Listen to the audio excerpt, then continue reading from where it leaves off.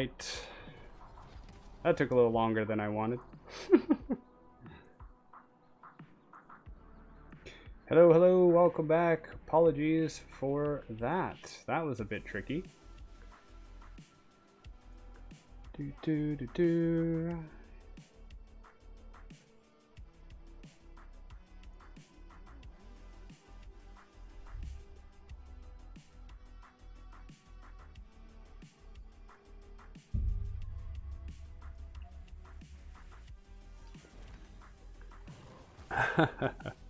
Welcome back, Dork. Hello, everybody. Sorry about the delay. That took a little bit longer than I wanted. After I changed the setting, which worked fine, after I changed the setting, OBS was like, hey, I don't want to start the stream again. Oh, no worries, Vala, no worries. I hope that the help with the friend goes well. I'm sorry about all the ups and downs you've had lately, but I'm really glad that you're able to stick around with us when you can. And if you do want to catch any of the content, it'll be up in some form later, if you'd like.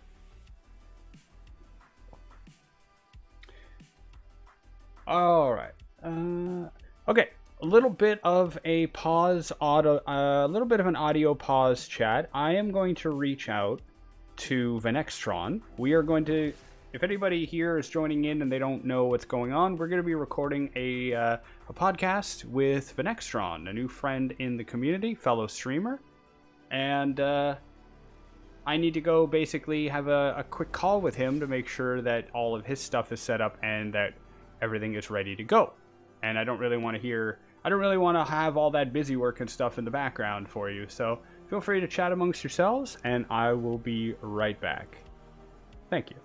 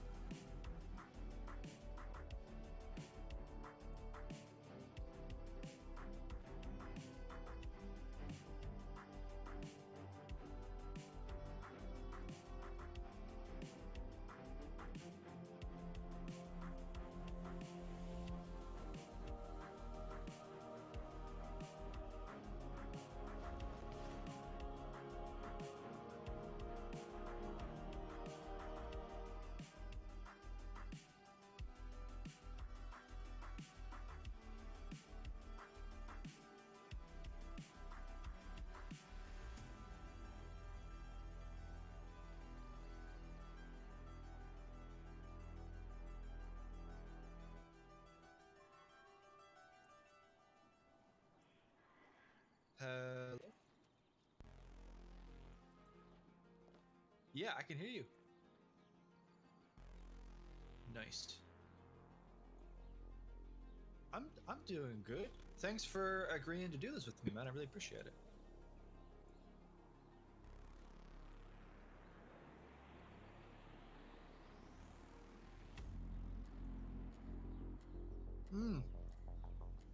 Yeah, no, it's been fine. It's been fine. We've been having fun, and yeah, no, it's been good. It's been good. I don't stream too often though. So whenever I do stream, I like to try and just give it a good go, you know. Yeah. But yeah, no, it's been good. It's, you know.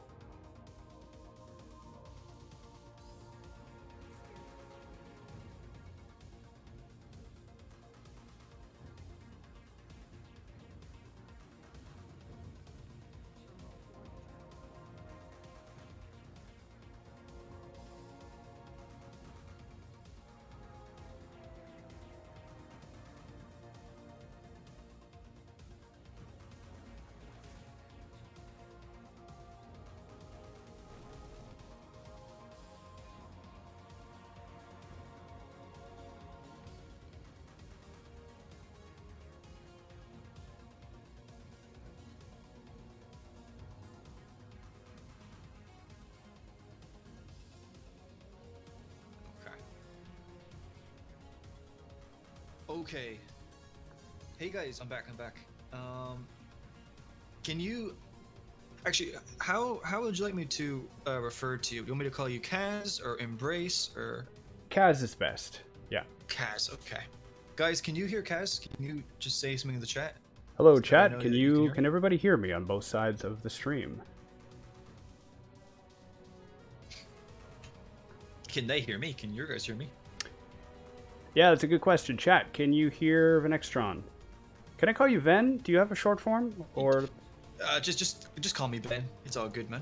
yeah. Yeah, they can hear us both. Yeah, we're good. Okay. So I guess I'll just kick it right off then. So I'll introduce you first. So guys, this is Kaz, or he also goes by Embrace Destiny. He is another guy that covers the lore of Destiny. And also, I mean, listen, I've been looking at your channel, and although you cover the lore, I feel like you're more of a, like, I feel like you actually, I think when you refer to yourself as like the Sentinel Titan, I can see that. I really can. Because, there's a lot of videos that you make where you're talking about just, helping people, or you're aware of just yourself, and also like your streams, pretty much all your streams are helping people, like you're basically, like, I wouldn't even call you a Sherpa, because it's like, well, this is just really hard activity, but you're just a nice guy. So yeah, I would say that you're a lore content creator, but you're also just, I don't know, you're just a community, I don't know what the word is for it, but you're just chat, like, should we let him compliment me for the next 3 hours? I think that's that works for me. But like, no, because like, I've seen a lot of people, right? I've seen a lot of people that cover the game, but you seem to consistently dedicate content just for like, helping people, or just stuff like that, and it's something that's I just appreciate.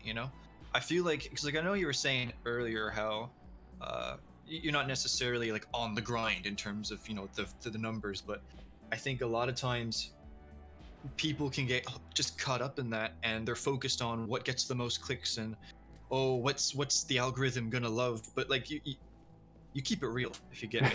You have what matters to you the most in the game, and I mean, as much as I feel like the lore matters to you, I feel like the people matter the most to you. I could be, I mean, yeah, I mean, that's why we're here, right? Like, so first of all, thank you for saying that. It's very nice.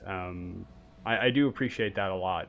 I mean, yeah, I started playing this game, and I only had one friend who played, and I didn't know anything about gaming communities. I literally didn't even know how Reddit worked or anything like that when I started playing Destiny. And a couple things happened in my life. I moved to France. I moved away from my friends. My friends moved away from Destiny, and I started learning how the communities work and things like that. And yeah, I mean, I kind of came into gaming a little bit later in life, so when most people run into stuff that they might consider normal, I consider it a little bit not normal, toxic, rude, immature, blah, blah, blah. And so I really do my best to try and push back, or at least try to show something different. I mean, we've all been there without fire teams. We've all, we've had bad LFG experiences. I was just about to say, yeah. Yeah, so I mean that, like, I got into Destiny because of two things: punching stuff, and the lore. The deeper story fascinated me. That beyond this punching stuff simulator, there was a really deep story and universe to explore.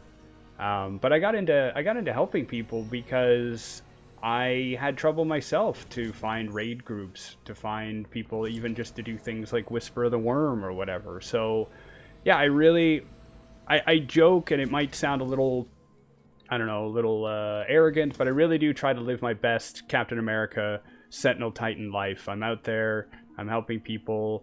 I'm not really doing raids. I'm mostly dungeons, secret missions, stuff like that.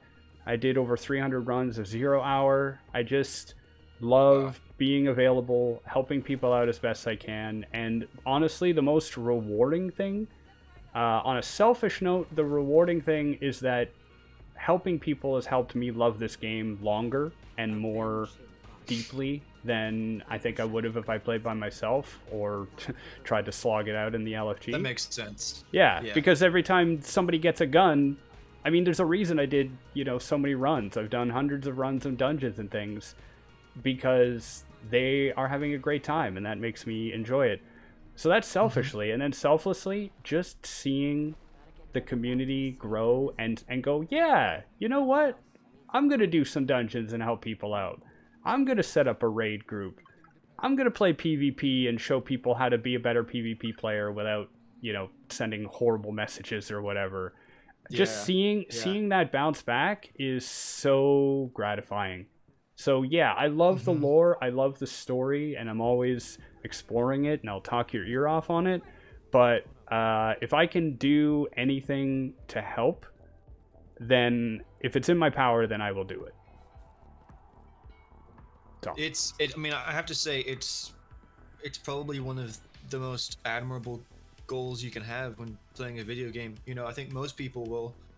I mean, yeah, I think the majority of people play games to relax, and I think to go out of your way to, help other people relax that aren't even necessarily in your friend group. You don't really see that a lot nowadays. I mean, yeah. I mean, okay, well.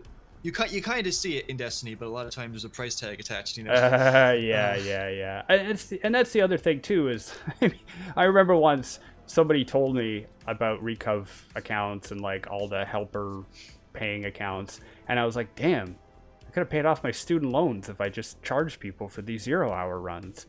But no, I mean, I try, like, it's gonna sound really cheesy, and on both streams, chat, you're going to hear some cheesy attitude from me, but honestly, I try to just be the example I want to see. I don't want to go into an LFG and have them kick me because I don't have particle... I don't have particle deconstructor on right now, or whatever it's called. I'm not even wearing a fusion rifle. And that's fine. If you want to play that way, melt that boss. I love it. But if you don't, or you can't, or you don't know how, because, I mean, Destiny isn't the easiest game to follow, I want to be able to provide you an experience where you can learn, you can engage, and you can have fun. And yeah, that's why I do it. Like, I don't play this game like 20 hours a day, and even if I did, I would still try to find a way to get more people involved, because I've learned so much, and I've seen so many great things from the people in this community. But that wouldn't have happened if I approached it from a more self-oriented perspective. And again, if that's how you want to play, MLG, do it. But like, bring people in, let them help you. Because what happens, honestly, even on a selfish front, what happens is I turn around and I'm like, guys, like, I don't raid much. Raids are a little bit weird for me. I don't raid much. But if I need to get a raid done, well, I've helped so many people do dungeons, they'll help me with a raid now. If I'm like, oh man, I had help getting to the lighthouse. I got to the lighthouse for the first time this year, because congrats. Thanks. I've been playing PvP more, and I've been enjoying it, but I'm not the most competitive person, so getting to the lighthouse was a bit challenging. And I had some people come in, and they said, you helped me when I was running with my like stompies in, I don't know, Shattered Throne or whatever. I'll help you. Yeah. Carry your mostly PvE focused mind to the lighthouse. And yeah, it's great. Yeah, I think, I mean, honestly, it does make sense though, and it should be another incentive for people to just, go out of the way to help others, or to even just be nice and treat others nicely. Well, that's it. And I just want to say, like, if you don't have the time, the energy, the patience, the will to teach or help people, I get it. Trust me, I get it. And it's not I'm not sitting here saying you should be this way. Like, that's the opposite. Yeah. But if you can, or if you're interested, go for it. And if you can't, or you're not interested, like you said, you can focus on you could focus on just being nice or not being mean or, what have you. So yeah, that's the other thing too, is that just I've had people come on and be like, I never had anybody who messaged me something nice after the Crucible or whatever. And it's a little sad to hear that, but again, if you can put out something positive, it does have a rippling effect, even bigger than you're aware of. Yeah, I think that's a really fair point. Yeah. So yeah, in terms of the content I pursue, so on my stream, I'm usually helping people out. And my Discord is full of people now who help people out, which is great. Takes the burden off of me. And in terms of the content that I pursue, like on YouTube, that stuff takes longer, and I like to put out stuff that is a little bit more published. I'm not a very skilled video editor, but I don't like to rush that content. Streaming in for me is easy. I just hit go and just say whatever I want. But yeah, YouTube, I like to write down a script and really explore a topic or detail. And I basically focus on two types of things: helping people explore lore ideas that they may not have thought of or heard of, or if they're new to the lore, so kind of helping again. Or I also, one of my most recent, and people seem to enjoy this playlist, is something called the Vanguard Report. And that's where I recall or explore something that's happened in the game from my Guardian's perspective. Interesting. Yeah. Okay. So I got the idea because I was thinking about the difference between what the player knows versus what the character knows. Like sometimes you'll read some lore and it'll be about a conversation that there's no way you could possibly know as a Guardian. And I also thought of it because a lot of times when you're examining the lore, it can be distant. It's not happening to me. It doesn't affect me. Doesn't matter. And I thought, well, what would it be like if I were actually a Guardian in this universe? How would I feel about Crow? How would I feel about the assassination attempt on Zavala? How would I feel on these things? And getting into that was another way for me to kind of appreciate the lore on a different level, because it's a story, it's made up, but it's supposed to be a story of people living in a shared world. And I found it a really interesting way, a slightly different spin on the way that lore is analyzed and presented. So yeah, I think it's definitely interesting. And I think so. Wait, when you say from like the Guardian, are you talking about like from just any Guardian in general, or Guardian kind of character? So okay, technically from my Guardian's perspective, which I do try to make it, I try to make it from the Guardian's perspective. And this is the reason why this is funny to me, this one particular point, is I literally made a video recently talking about how I don't think the story should be about the Guardian anymore. We can dig into that later, but basically what I try to do is I try to present the game as if we are all different Guardians who all may have experienced the same thing. Like, you went to the Glycon and you explored it. I went to the Glycon and I explored it. Neither of us were first, right? Or we both were, or you were, or I was, or it doesn't matter.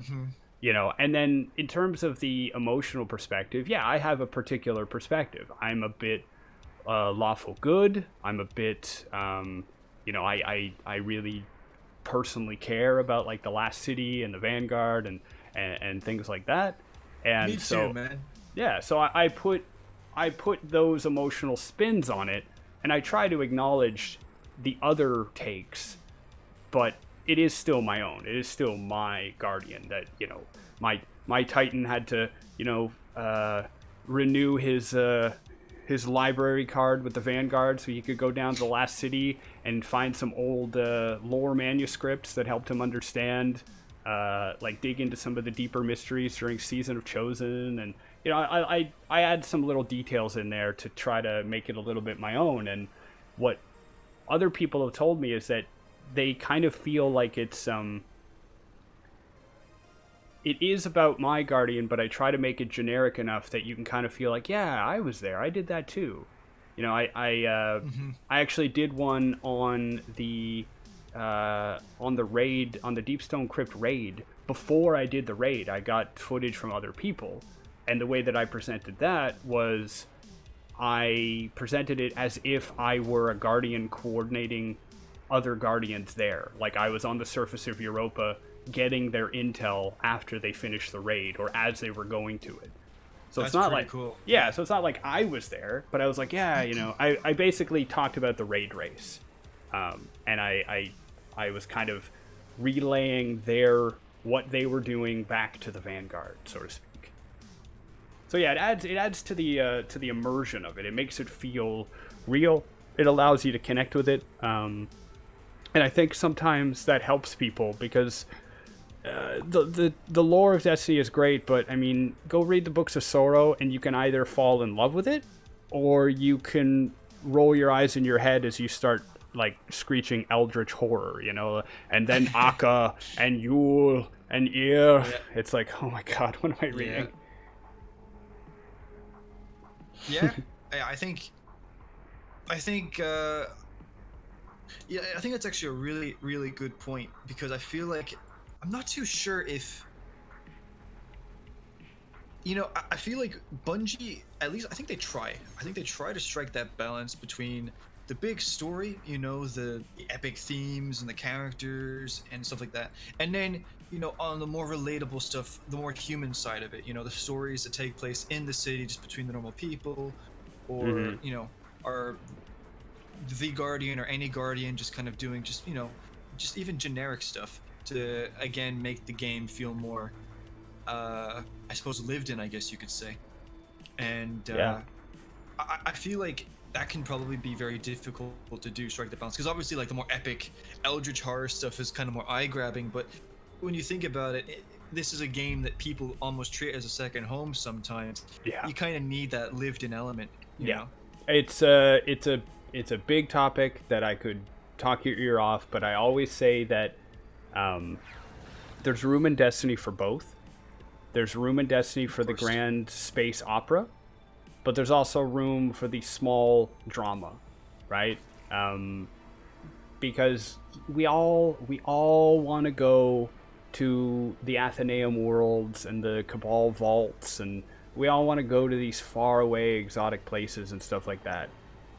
But if you don't give us kind of the more human elements every now and again, one, you may lose us because we're way out there. Two, what are we fighting for?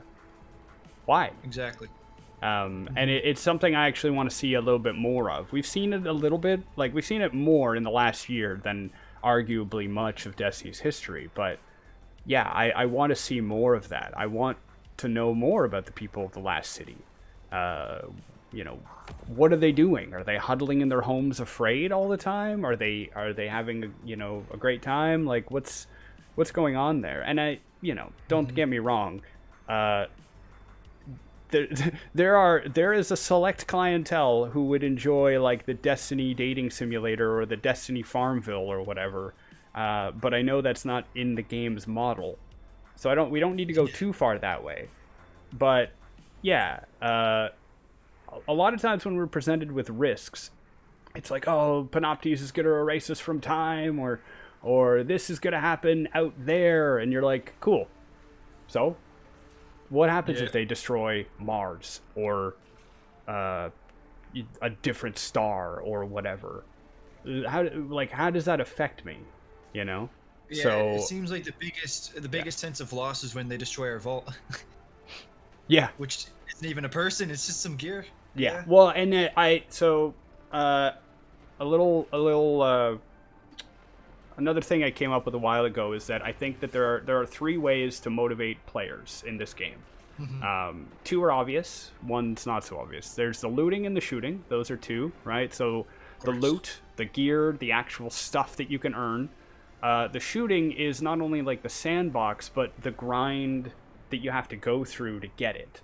The journey, the like either it's an emotionally interesting journey or like it's efficient and not annoying. Like, so the actual kind of sandbox that we play in is the second.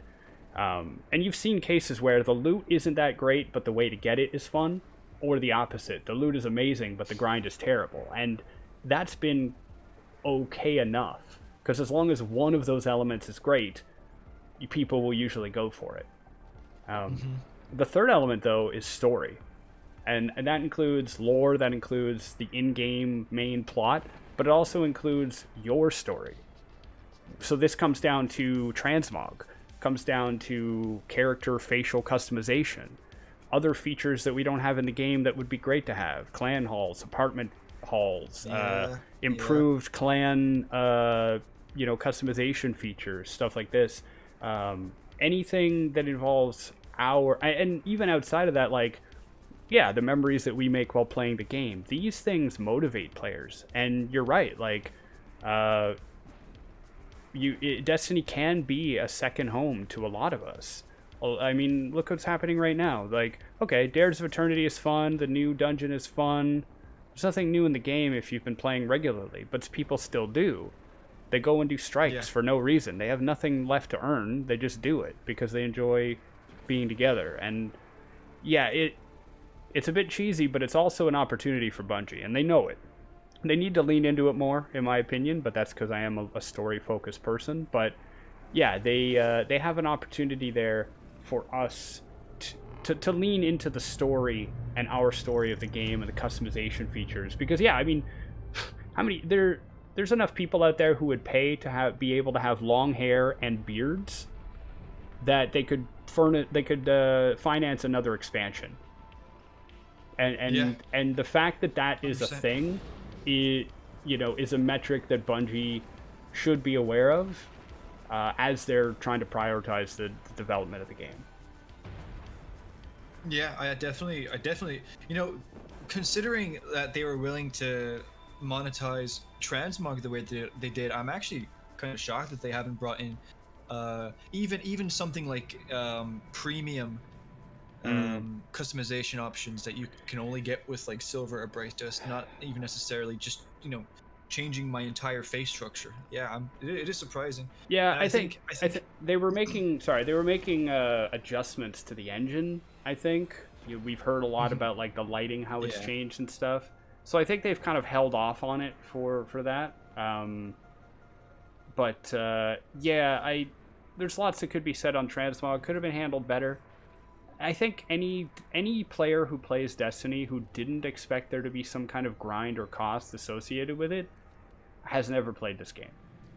Like, even in a perfect world, I think, in a perfect world, you would still have to play the game quite a lot to earn the ability to transmog stuff. And you might say, well, I did play the game to earn the gear that I can transmog. Yeah, fair point.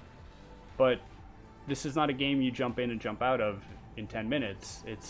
They want you to invest more, and if time is your investment, then yeah. But anyway. I think because like the grind isn't realistically that bad for Transmog. I think the main kind of like not nice feeling you get when you look at it is the fact that that, okay, well, I can either invest this time or I can invest my bank account. I think that's kind of, I feel like, because obviously Transmog got memed on quite a bit, but I have a feeling if it was just really grindy, but there was no way to like buy anything with silver, I have a feeling it probably wouldn't be as negative. Well, maybe I'm sure there'd be people that would complain, oh, I have to spend so much time on this. I don't have that many hours a day, but I don't think it would be as bad. Yeah, I mean, the counterpoint to it though is that this game can be a little over demanding with the grind, and it's a fine balance. So I don't know. So for me, the thing that bothered me was not that you could pay to get stuff. I mean, that's a society we live in. Yeah. And I'm glad that there is a free option. Free, but the cost is my time. The thing that bothered me is the limitation. You know, you can only do like 5 or 10 pieces or whatever a season, and it's like, I understand, and this is a challenge that Bungie has as well. Is that like, how do you make a game that is enticing enough that people who are going to spend less than 10 hours a month playing this game are still going to be interested to play? How are you going to make a game that can cater to them, but also cater to the people who are at like rank 2000 or whatever this season? How do you make a game that does that? Because like, the risk is that if you make it unlimited, right? It's like, yeah, you spend money, you can buy pieces, or you play a certain amount and you can earn pieces. Cool. Okay, well, I don't know, Grenader Jake or whoever else, they've earned 400 pieces over a weekend, so they're never going to spend money on it. So like, you know, it's a weird balance. I do wish that it was unlimited, and I think Bungie sometimes underestimates the power of, okay, I didn't spend any real money here, but I spent all my time here. And that's that means I'm going to buy the next expansion. I'm going to buy the next, I might buy an ornament sometime, you know? That engagement is valuable. And it's usually the value that I give when I have some people who are, why do you care so much about story? I wouldn't pay for that. It's like, well, somebody would. Somebody would. Yeah, no, I think it's, I mean, I definitely agree. I definitely agree with pretty much everything you said. I remember that when Transmog was introduced, I felt a lot more negative about it than after I actually began, you know, getting into it. Like now, I don't really, it does, like normally, by now, if I feel like transmogging something, I normally have done whatever it is in just my spare time without even meaning to be able to do it, you know? Whereas I kind of felt like it was going to be like really, really punishing. And that was going to be like this constant pressure to spend the money, but I don't think it's been that bad, which I'm actually very grateful for. It has, it has changed. I do feel, whether purposeful or not, I do feel like Bungie sometimes puts out a broken toy, and then when people complain that it's broken, they put out a fixed version, and then they go from there. And again, I don't know if that's purposeful or not. I understand that, like, you know, let's say they have 200 people on staff who test something or who give opinions on something, and then you put it out into a game that has millions of people playing. That's very different. So when Transmog first came out, there were basically, it was really weirdly done. It was limited. It felt like it was pushing the real life spending more. And this is the thing, like, microtransactions are fine in my opinion if they exist, if there's a way to earn them otherwise, or if there's no way to earn them otherwise. It's purely aesthetic, and like that relationship is understood. It's not great when it feels like it's the only option, and the other option is incredibly inconvenient or aggravating or whatever. So I just think like Transmog, it came out, it's gotten a bit better. It's still weird that it's limited, but I think most players who play pretty much get where they're going. I was hoping that we would get like a facial Transmog. And this one starts off kind of like similar, but it gets really interesting the more you think about it, because people have been wanting to change their character's look forever, because they've had this character for like 7 or 8 years. They haven't been able to change them at all. People grow, blah, blah, blah. It could be handled in a similar way as Transmog, where you can earn bounties that let you change stuff. You know, they're like, Bungie can maybe routinely come out with different styles or different things. But one other aspect of it, and as a person who doesn't really, gonna be a little bit blunt here, as a like straight white male who's comfortable in my skin. This doesn't apply to me, but having facial transmog would be really great for people who want to change the gender of their character, or they want to change anything about it. Like, they want to cut their hair, they want to grow a beard, they want to they want to swap from one to the next. I think there's really not much of a reason like philosophically why we shouldn't be allowed to do that. I can understand like why we mechanically don't have that option, but the character creator is still in the game. It's still in the game file. If you make a new character, you're going to go to that screen. So why can't I go to that screen now and change my Titan around or whatever? And if Bungie, if it's a lot of work to do that, which I'm sure it would be because everything in this game seems to be, you could do it in a similar way as Transmog, where it's like, well, you get like one complete free makeover, and then if you want to do more, you got to earn it or you got to buy it. I think if they learned the lessons of Armor Transmog and they introduced some kind of Guardian Salon and gave us this option, I think a lot of people would be happy with it as long as they had the choice. And I think it would make a lot of people happy. I know people who never take their helmet off because with the lighting changes that happen in Beyond Light, I'm one of them. Yeah. I picked the wrong face when I got D2 on the PC.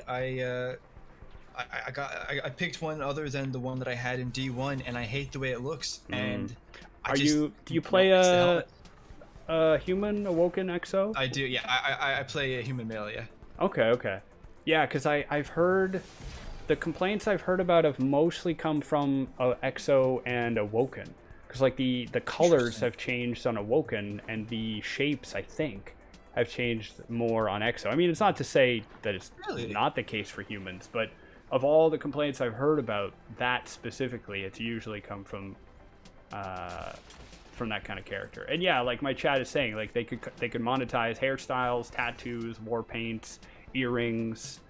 I mean, there's a lot of options, and it's a lot of work, I'm sure. Like modeling something like an earring, because Bungie, they're gonna go overboard in a good way. If you get an earring in this game, it's gonna be, even if it's an earring that's a chain with 3 little cubes on it, like Osiris's little fidget cubes or whatever. Each of them's gonna have their own physics. They're all gonna move and they're all gonna make noise. They're all gonna reflect light. Yeah. And that's just Bungie. Like their art team is overperforming, and that's great. But it'll take time and effort. But I do think, people will pay for it. Hell, give us some kind of like a little. I mean, people will complain about this, I'm sure, but you want to buy the deluxe edition? Throw in an extra $15 and you can have a bunch of upgrades or whatever over the year, whatever they are. I don't know. Maybe it's just a silver bundle. I don't know. Yeah, and there's a lot of games that already add this, right? Like Outriders, you can change it at any time. Yep. Like Destiny's great, and I don't like the whole Destiny killer thing. I think it's a foolish argument in any case. But this game is coming up on 8 years now, and this would be the other games that are far. I mean, there's a lot of reason to support this kind of an idea. So I do hope that it's something that they are. And there's certainly demand for it. Yeah, I think so. Certainly demand for it. I think it's probably one of the most consistent, like, requests. Yeah. Give us beards. Give us beards. Yeah, I mean, considering the audience, right? Like. Yeah. All of my like guy friends in real life, I think all of them have beards, and I mean that puts me in a very niche situation. I admit, but yeah, it would be great to have the option. Actually, I just realized I don't think I ever properly introduced myself to your people. No, and I was just going to ask, actually, because you've been very nice with me, but I haven't had a chance to hear more about you. So yeah, go for it. Yeah. So my name is Ben, or Venextron, and I cover the lore of Destiny. So the main thing that I like to cover is in regards to some of like the deeper things, like the mysteries. And I definitely, without a doubt, my probably my biggest interest in the lore has to be the pyramid ships. I'd say since late 2020, just before Beyond Light, because Beyond Light really marketed towards that.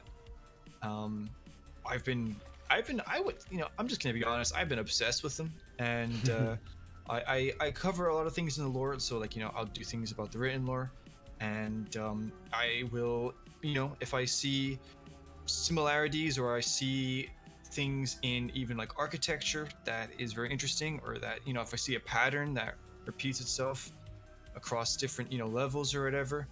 An example actually would be in the architecture of I think the Safeguard Exo Challenge. There's a specific like swirly pattern that's there, and that actually happens to also be the pattern that you get when you apply the Envious Touch shader, and it's also the default pattern on things like Fallen Guillotine, or on any of those other weapons. So I make a video say, look, so that's for that. Probably one of the newer things that I've been doing is I've been digging a lot into the audio side of things. So in regards to something like the Pyramid Ship Whispers, I think for the longest time we've all just kind of assumed that they are, I don't know, just garble. It's random, or it's in a different language. But I am very confident. I'm not going to say it's 100% because I don't think it's ever fair to do that necessarily. But I would say I'm like 90% confident at this point that they're actually speaking in English, and it's just a lot of audio editing that's kind of covering it over. And so I spend a lot of time first trying to find these whispers, because a lot of times they're actually hidden beneath the different ambience or music and stuff like that. And then so far I have one video where I've shown what I found, and I give my best attempt to try and decipher it. So that's kind of the main thing I do. I'm more of a theory guy myself. I love the lore just in general, but I'm kind of like I guess Osiris in that sense. Like everybody was just trying to survive, and then he's off in the middle of nowhere trying to find out the secret of the Vex. That's kind of the kind of guy I am. So yeah, that's me. That's awesome.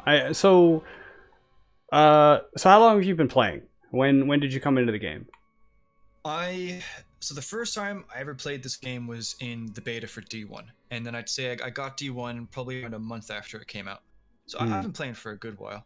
And how long have you been kind of making or exploring like the lore content? Like how long have you been kind of analyzing it? That's a good question. I've always been interested in it because I'm a really story focused guy. The story is probably one of the most important things to me about a game. Not even necessarily like the main story mode or whatever, but just the actual progression of the world in general. I'm definitely somebody who has a very close attachment to this game and the world and the city. Yeah, especially since I was still going to high school or secondary school or whatever during D1, and I'd come home from school and I'd be in the tower and stuff like that. So I really do care about a lot of the characters and what happens to them, and also just the people in general. But I think in terms of actually proper analyzing anything, I never really got into that until the pyramid ships really became a prominent part of the game. Because if you think about it, for the most part, when you have something in the lore, I mean, it's been like this since Destiny 1. With Destiny's vanilla campaign, the story wasn't exactly that. It didn't exactly, it didn't reflect, it didn't do a good job of showing just how deep and in-depth the world was. But then along came people like Bife and other lore content creators like Sir Wallen, and they started making videos. There's this thing called the Grimoire, and it's on Bungie's website, and there's this character called Osiris and this character called Anna Bray, and they've done these legendary things. And I think for the most part, whenever there's something in the lore, I'll either find it myself and I'll read about it, or I'll listen to it, or I'll just get it from somewhere else. But it was really with the pyramid ships when I was like, I'm finding things, and I don't think anybody's necessarily talked about this before, or or they've come up with this theory. And I think that's really what made me begin. I've done a little bit of digging with the 9, but I haven't necessarily I haven't gotten that far with it. I'd be surprised if there's anybody who can say they've 100% locked down the true nature and the story of the Nine. And the Ahamkara, I mean, I think I'd love to see more about them, but there's only so much knowledge that we have. I have friends that have actually, we've had discussions about things like the Aphelion, or however you want to pronounce it, in the Dreaming City and their relationship with the Awoken, and I find that extremely interesting. But I'd say, to answer your question, I'd say proper, like, actually going out of my way and looking for things myself, probably like the end of 2020, because like Beyond Light was Beyond Light was the most hyped I ever was for an expansion. I think the most hyped I ever was for like anything Destiny related was probably Destiny 2. Before it came out, obviously. I think everybody had really, really high expectations for that game. Yeah. But I think for an expansion, for me, it was definitely Beyond Light, because the marketing really made it seem like there was going to be this huge reveal and this huge moment of truth. You had the Season of Arrivals with the ships taking the planets, and it really seemed like Beyond Light was going to be focused mainly around these characters. And so that's really what kind of got me to see if I could find out that truth before it actually happened. Now, I thought that, I was going to maybe find out, if I did find out, maybe a week or so before everyone else did, but it turns out that we're still waiting. So ever since then, yeah, I've just been digging into it. Yeah. Well, I mean, they say a mechanic never runs out of work, so somebody looking into the secrets of the universe of Destiny, you're definitely gonna have a lot of ground to cover. And it's good that you you have a particular focus, because there's a lot to discover, and it'll keep drawing you in, and the more that we get, even if it doesn't seem related, might shed new light, right? You might an expansion that has nothing to do with the Nine might make you go, wait a minute, if that's true, then yeah. Yeah, so I mean, that's great. Like, there's never a bad time to really jump into it, because so the lore content community, like in terms of like YouTube kind of content, it's how do I describe this? There's not like, It's small but concentrated. Yes, exactly. There's a couple of people, we all know them. They put out a lot of content. They're right at the top, and then there's everybody else. But the good news about that is, because there's so much lore, and because everybody has their own, unique take. Yeah, like you can go in a completely different direction than I will, or whatever, and there's a lot of good variety to choose from.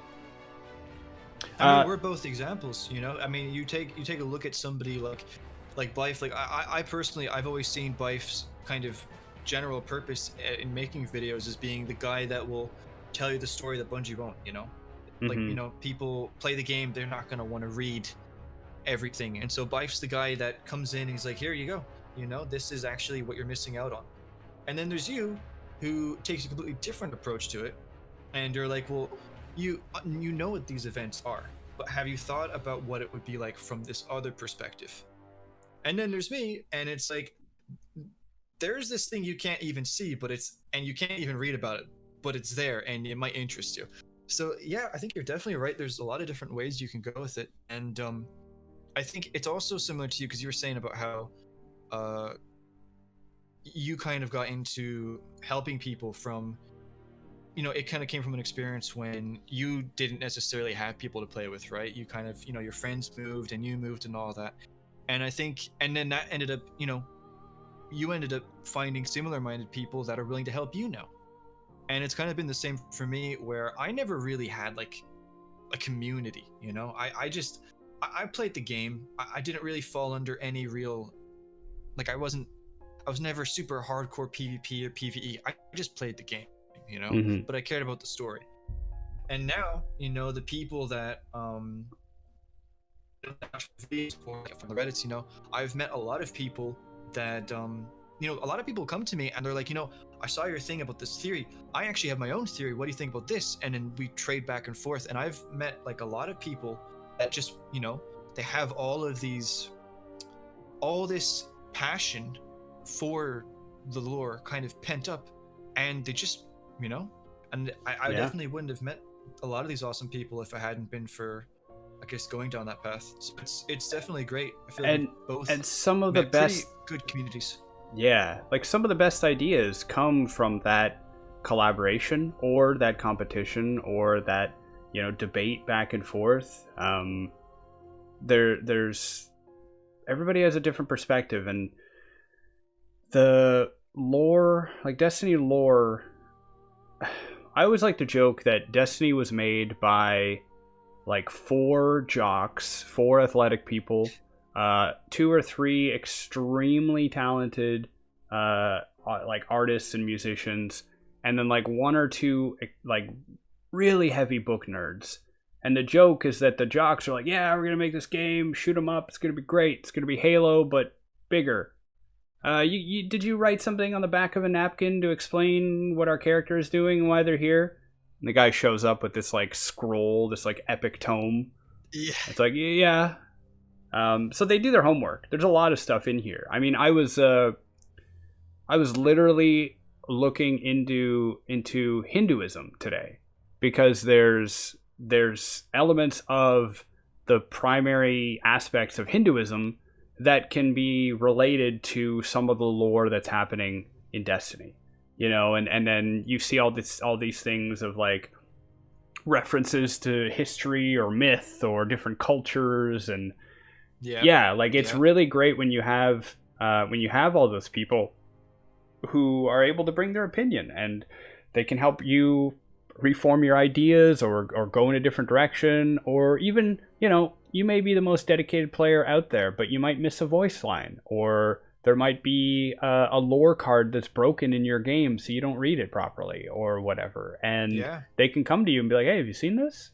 And it can not only like help enrich your experience, but honestly, like as a little warning for content creators out there, it helps you edit your work. Like nothing more embarrassing than writing a video like, there is no lore on this, and then it's like, did you not read the sidearm lore card that came out this season? It's right there. You're like, oh no. Yeah, definitely. Mm-hmm. Yeah, and I think I think in general, just from the story side of it, whenever you do end up going down different rabbit holes, like you were talking about Hinduism, and I've gone down towards the ancient Egyptian, ancient Greek side of things. Mm-hmm. When you're going through it, and then you feel like you're kind of being led by different clues that you're finding. You feel like, if Bungie's actually like, doing all this homework to create something that's really, complex and detailed, it really shows a lot about how much they really value the story and how much they care about the world. And I think especially with something like Destiny's always been a franchise where everyone's wondering, how much does Bungie care? Because you have the ups and you have the downs. You have, even something like base D1, everybody thought it was going to be as good as like Halo 3 or something like that, and then it ends up not necessarily being that good, and people are like, I don't know. And then the Taken King comes out and people are like, wow, this is actually amazing. And then base D2 comes out and it's I would say a bit of a step back from the way D1 was at the end, and people are like, well, I guess, or then you have something like Transmog, and people are like, well, I guess we know what Bungie cares about. And then we get something like Presage or any of the new dungeons that have been amazing, and people are like, wow, I guess Bungie. So I think whenever you've, like, whatever community you're in, whenever you see, I feel like in nearly any community that you're a part of in the game, because obviously I think the player base is split into a lot of different niche groups, you'll find, I guess, little bits of evidence that show just how much Bungie cares about the game. And as somebody who's like, I have definitely had my ups and downs with this game, whenever I do find something like that, it really reinforces my enjoyment of the game, and it definitely keeps me playing. And I'd say it's probably the same for a lot of people. Yeah, I mean, so like, video game development in general is a multi-legged beast. You know, even unless you have the simplest game on the planet, you have experts and different teams from all over the place. So many people, yeah. Whenever you look at like any tech blog that talks about adding a feature into a game, I mean, honestly, like, to take the most extreme example, we have to be thankful that video games even exist. You know, like, because every game is made differently, every engine is different. You know, I've wanted more voice lines from certain characters for certain things.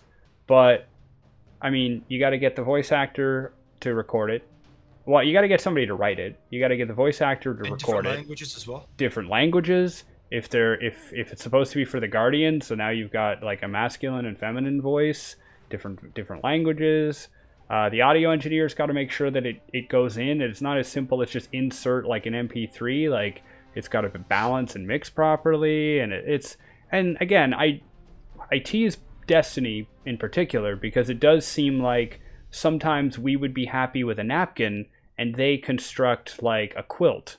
And it's like, guys, just like calm down. I get that.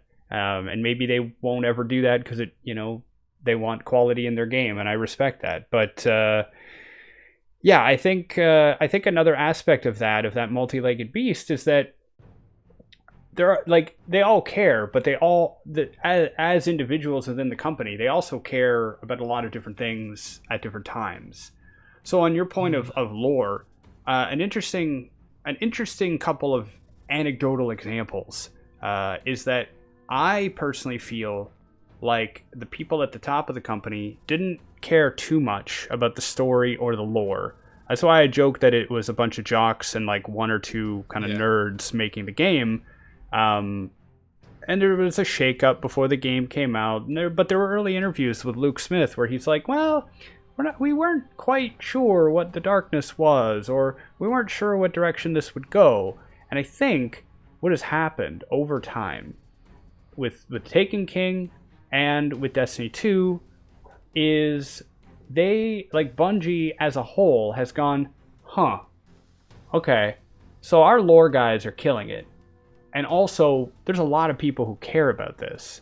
And even if they don't care about lore, they do care about the story because, again, there's those three pillars: looting, shooting, and the story. And if once you're running out of loot to get and the grind gets boring, what do you have to fall back on? And what I started seeing a shift in their marketing. I think Season of Opulence, I was actually thinking about that with the Menagerie trailer. Is that what you're on about? Well, it was the first time that I saw in the actual marketing where it said new lore. Maybe it happened before that, but and obviously there was big lore stuff in Destiny 1 with the Taken King and etc. I'm not saying it wasn't there before, but I was really impressed and surprised. In Season of Opulence, it comes out and it's like, new loot, new 6-person activity, new raid, new lore. And I'm like, new lore? You make this trailer for me? Like, who else cares about that? Do you care about that, Bungie? Like, and I wasn't criticizing them for not caring about the lore. I just found it interesting. And I think since then, yeah, we've seen such a focus and they've given their narrative team a room to breathe. And I think that's interesting. And again, like, to any of you guys out there who are more interested in other elements of the game and you're just stumbling in, other elements of the game are very important and equally, and in cases, even more important. I love the story, but, make sure the Crucible works. Just, okay? But I will say that it's interesting to see Bungie themselves kind of come around and be like, yeah, this is like another arm that we need to extend, that we need to kind of point toward the community because they appreciate it. So yeah, we could talk about all the new loot and the new raid or whatever, but yeah, there is a story. Witch Queen, we're apparently getting like a legendary version of it, which probably isn't going to actually change the story at all. It's more of it's more in my metaphor, it's more of the grind, how you approach the game and what the sandbox is like. But yeah, I mean, we've seen that. So I agree with you, though. It has felt over time like, do they even care? And I've often wished for a stronger connection between Bungie and the community. I feel like I feel like the Destiny YouTube algorithm is just memes and PvP videos. And the PvP videos are, they're great. Like, I follow a lot of them, and I learn a lot. And yeah, and memes are fun, and always funny to watch the lore of Destiny explained by SpongeBob. But yeah, and lore is always going to be small. I mean, literally, the word lore means knowledge known to a select group of people, and that's fine. Mm-hmm. But the story, the effort, all that stuff put into the game by the developers of the game deserves the recognition. And those who explore and analyze the game, yeah, they deserve to have a seat at the table, even if they're at the end of the table. I think they deserve a place at the table, because it's very amazing what Destiny has been able to do and how much they've been able to survive, even when they have had other issues with the looting, the shooting, bugs, Telesto 20 times. So, yep. Yeah. Definitely. We got a question in my community, actually, if you don't mind. I think this one will interest you quite a lot.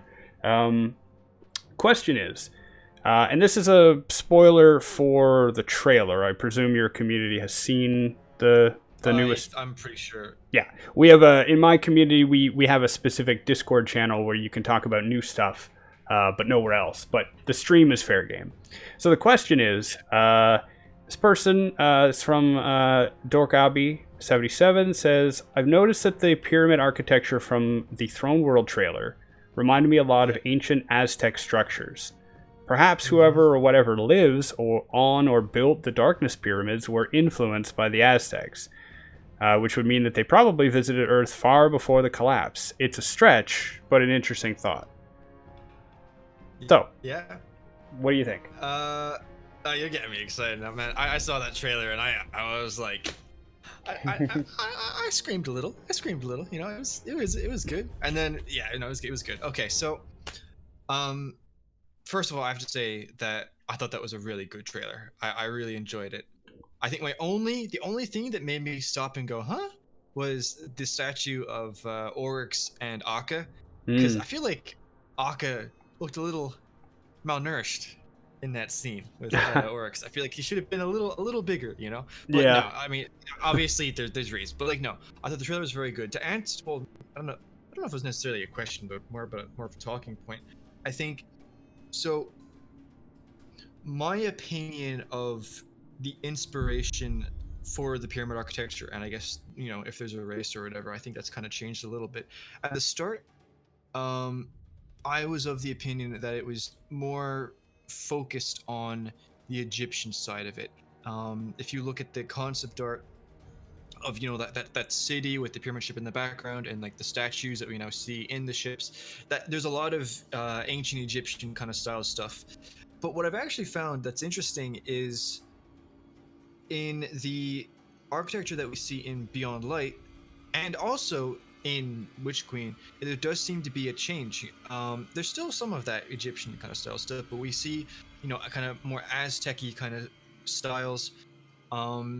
Even stuff like the ziggurats, and I can't remember what the name of the it begins with a P, but even like the type of pillars, they actually are linked to, I think the one is from Mesopotamia. They're linked to multiple. And even, I mean, something that I find very interesting is the exo challenges themselves. Each one of them are named after ancient Greek titans, which I find that to be very interesting. And then in regards to Witch Queen, yeah, it definitely seems to be a bit more of a change. You see, I don't really like making assumptions about, you know, oh, I think it's this civilization or that, because honestly, I don't feel like I've spent enough time, and I wouldn't want to say it looks Egyptian when it's actually a completely different one. But it definitely, like, they always seem to have that ancient look to them.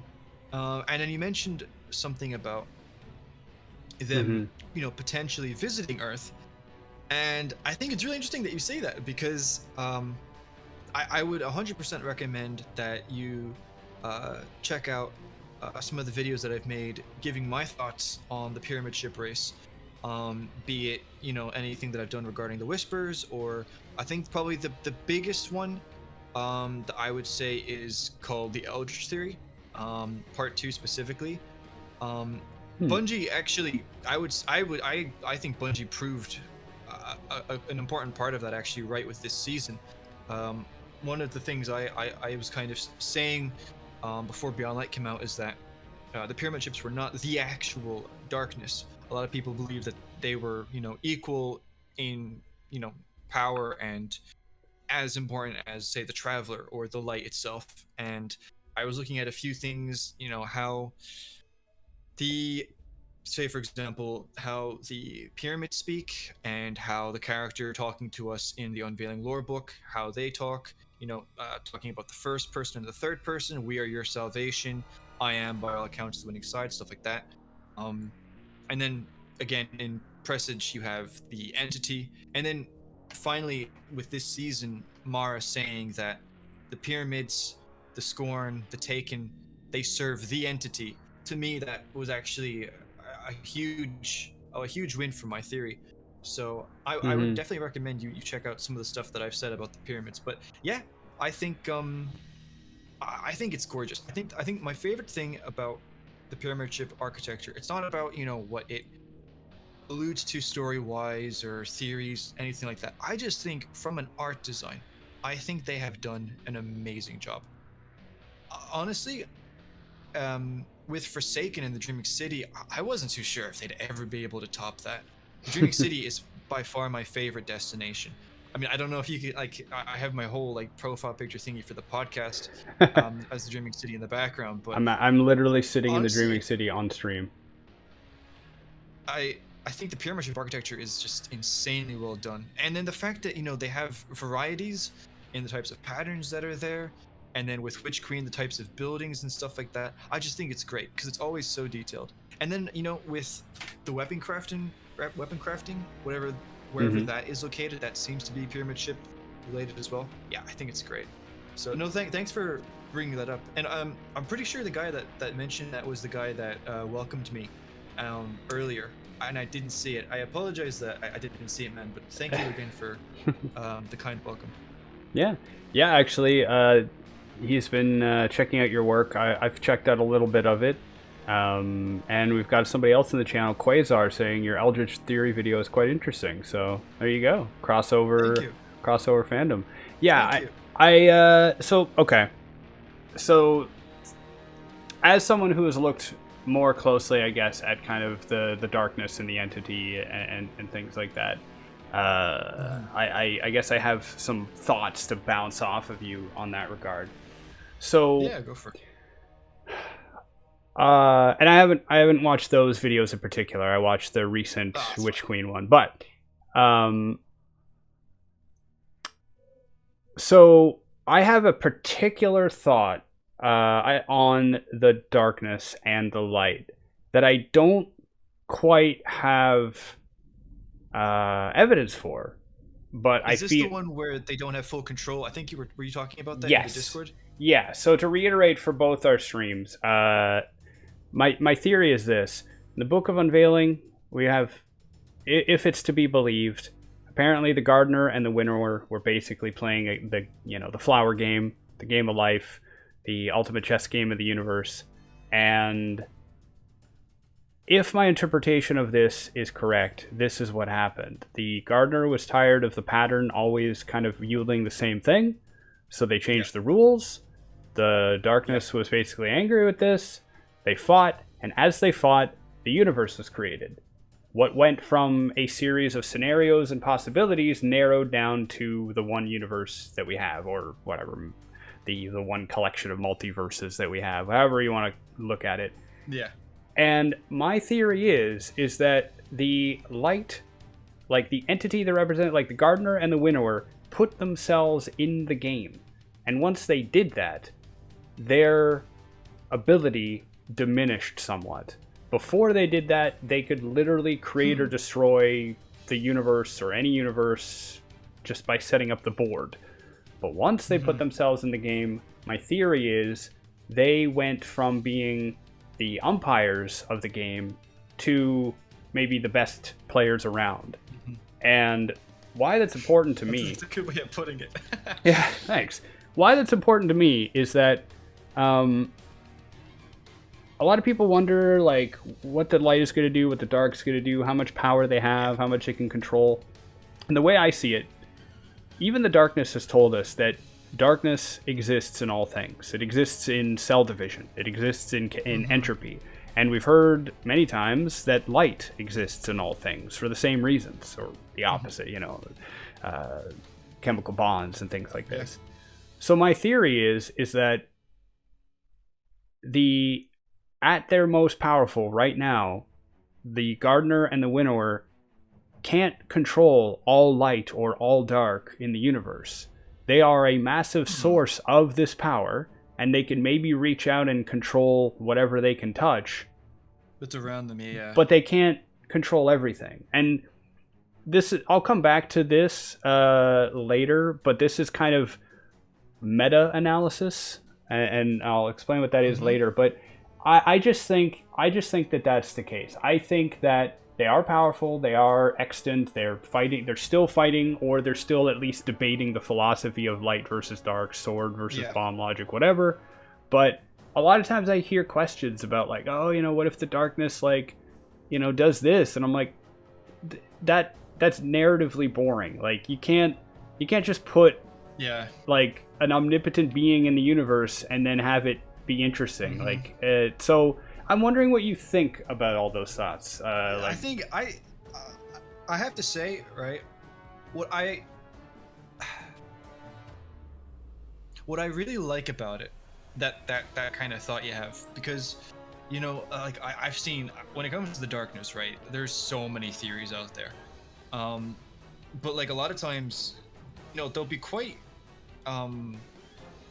you know, dramatic in how, like, you know, from what you would think, or you know, and a lot of times, you know, the people making them, they don't necessarily have lore that's available to tie it to. But I think what I really like about what your thought is that it just makes sense.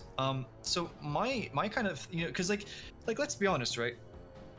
Even if, say, the winnower, even if the winnower couldn't just, you know, kill the gardener instantly, or vice versa, the winnower still had to come to us for the collapse. The winnower didn't, like, the winnower simply could have been like, you change these lights, I don't like that, so I'm gonna, so that means I'm just gonna Thanos snap your solar system, because you know, they're partly made from my power. You know, I think there's a reason why you don't have stuff like that. So I feel like there's two possibilities for everything you said, and I think there's a chance that it could be both. It's either one or the other, or it's both. I think the one is yours. I think something that people need to remember is that, you know, you talked about the gardener and the winnower fighting and then creating the universe, but it was by accident. They weren't like, when they were fighting, I don't think they were even thinking about, okay, we're gonna create these universes now. I think it was just, well, the winnower's just like, well, I'm gonna kill her, and then the gardener's like, well, I'm gonna defend myself. I don't think they were necessarily even planning on it, and yet now here they are. So you have that level of power, but the only time we've ever seen them exercise that much power is when their power was combined and together. I mean, even look at something like the Awoken. They were only created because the two powers came together. So there's one side of it where maybe, you know, they need to actually, you know, work together to do whatever. I don't necessarily think that's the case, but you know, that's a possibility. Another possibility is that they are strong enough to keep each other in balance, in the sense that one, like the winnower can't just do whatever they want to the universe, because the gardener is stopping them. An analogy I've kind of had is that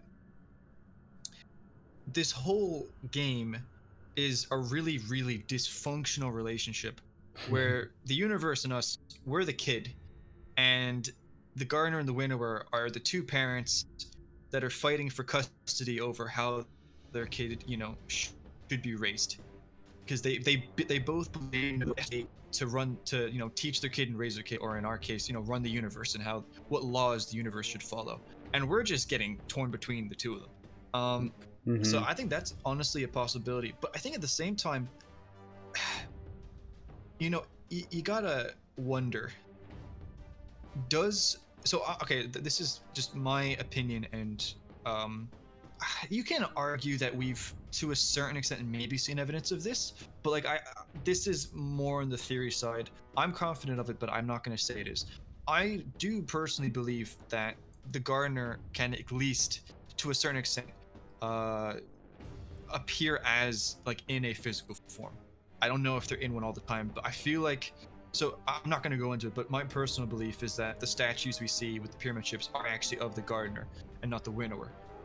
And there's a cutscene that was, it was a concept for the first cutscene in Destiny 1 where the astronauts go to Mars and then they find the Traveler. And a character who's strikingly similar to the concept art of the white cloaked woman appears. And she appears to the astronauts and she says, "The Traveler is coming and everything that you know is about to change." So if we're still considering stuff like that relevant, I feel like, well, perhaps I think there's also lore that came out in, I don't know when it was, but it was in regards to the Deepstone Crypt, and it was maybe Saint 14. It was an EXO anyway, and they're constantly fighting Vex, and a woman appears to them. And it's something along the lines of like how you're so much like your father. Yeah, maybe, it's next time you live, It's Deepstone Crypt raid armor that talks about. That talks about Saint 14. Yeah. So even a question like, if the gardener has the ability to present themselves in the physical form, why does the winnower need to have a host? Something like that, or like how the Traveler can communicate through dreams, but the winnower. Is it a matter of just, what they want to do? Or are there limitations? Are there, and I think that's something that really can't be ignored. I think something that is just the way it is that I don't think, although I think it's possible that the light and dark keep each other in balance. Is that Ulantan's theory about how, like, the symmetry, about how there has to be both of them? Or although I think that is to a certain extent the case, I don't think they're like equal all the time. I feel like, if they were equal, I don't necessarily think the collapse would have happened. That, just to jump in for a second, we've seen that suggested a few times. Mara suggested it when she said that a balance doesn't mean equal, right? Like a glass half full of water and half full of poison is lethal, right? True. So, and I there's another reference to that. It might have been Books of Sorrow. I feel like Savathun or someone said something similar. But yeah, I agree. I think, it's like people always say, well, how come the pyramid ships have done so much and the Traveler has done nothing? And I'm like, okay, well, putting aside ghosts, putting aside, not like Hawkmoon and the Radiant Accipiter ship are going to be the turning points in our story, but and putting aside the fact that the Traveler did seem to be kind of asleep or injured and also cut off from us in some way. We get that from the Constellation lore book. It's very prominent in a story like this, where you have kind of a confident creator type god, and you have a disruptive, somewhat disruptive and destructive kind of god, and the latter seems to act more. For all you Marvel fans, think of like Odin and Loki. Odin doesn't do a lot, but when he does, it's huge, or it's incredibly small, and it makes a big impact later in a way you could not have suspected. Whereas Loki is constantly either trying to make bigger plans, he's making a lot of noise, stuff like that. So yeah, I agree with you. I think that there's a lot of merit for that, and I had a bit of a thread that I posted earlier today talking about the eventual future of the Guardian story. And going back to your analogy of like a dysfunctional family, the way that one possible conclusion that I see is that we move out. We move Yeah. away. Yep. So, Yep. and whether that is because we've taken from both and we've learned the lessons from both, and now we don't need them anymore, or we cut off our family. And it's a bit of a radical suggestion, but another idea could be that at some point, either we become, we become so powerful that the light or the dark don't really bother us anymore, because we can do both. We can already do both, and by some interpretations, neither of them can do the other. Maybe, who knows? We don't know yet. So that's one. Yeah. One option is we become more powerful than both of them in a way, and we're able to say, hey, go away, or stop with your conflict, or leave us alone, or whatever. But another idea might be to go with Ulan Tan. Ulan Tan said that they have to be in balance, and you can't get rid of the dark without getting rid of the light. So what if we did? What if we got rid of them? And there are a lot of reasons why that couldn't.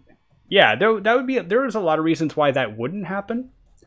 But it's kind of interesting to imagine a destiny where we, quote unquote, win the fight between light and dark, and we either destroy those two entities and spread their power throughout the universe, diversify it away so that there's no overwhelming force, or we somehow transcend it and now we don't use light or dark anymore, and maybe we use something else. There's other power sources out there. It's too long of a topic, I think, to go into on this panel. Yeah. But I do wonder if what will be after the conclusion of the light dark story, because I was saying before, I want two things out of the next two expansions. I want some better understanding of the fundamental players and their motivations. And I want the advancement of that story. I want to see that grand opera move forward and conclude. I don't want Destiny to end, but there are other things we can explore. I have two quick questions for you. One's from the chat and one's from me. One, from the chat, Dork is asking, how, if at all, do you think the Deepstone Crypt will be relevant in the fight to come? Do you think it? Could you repeat that? Do you think that the Deepstone Crypt will be relevant going forward narratively, and if so, how?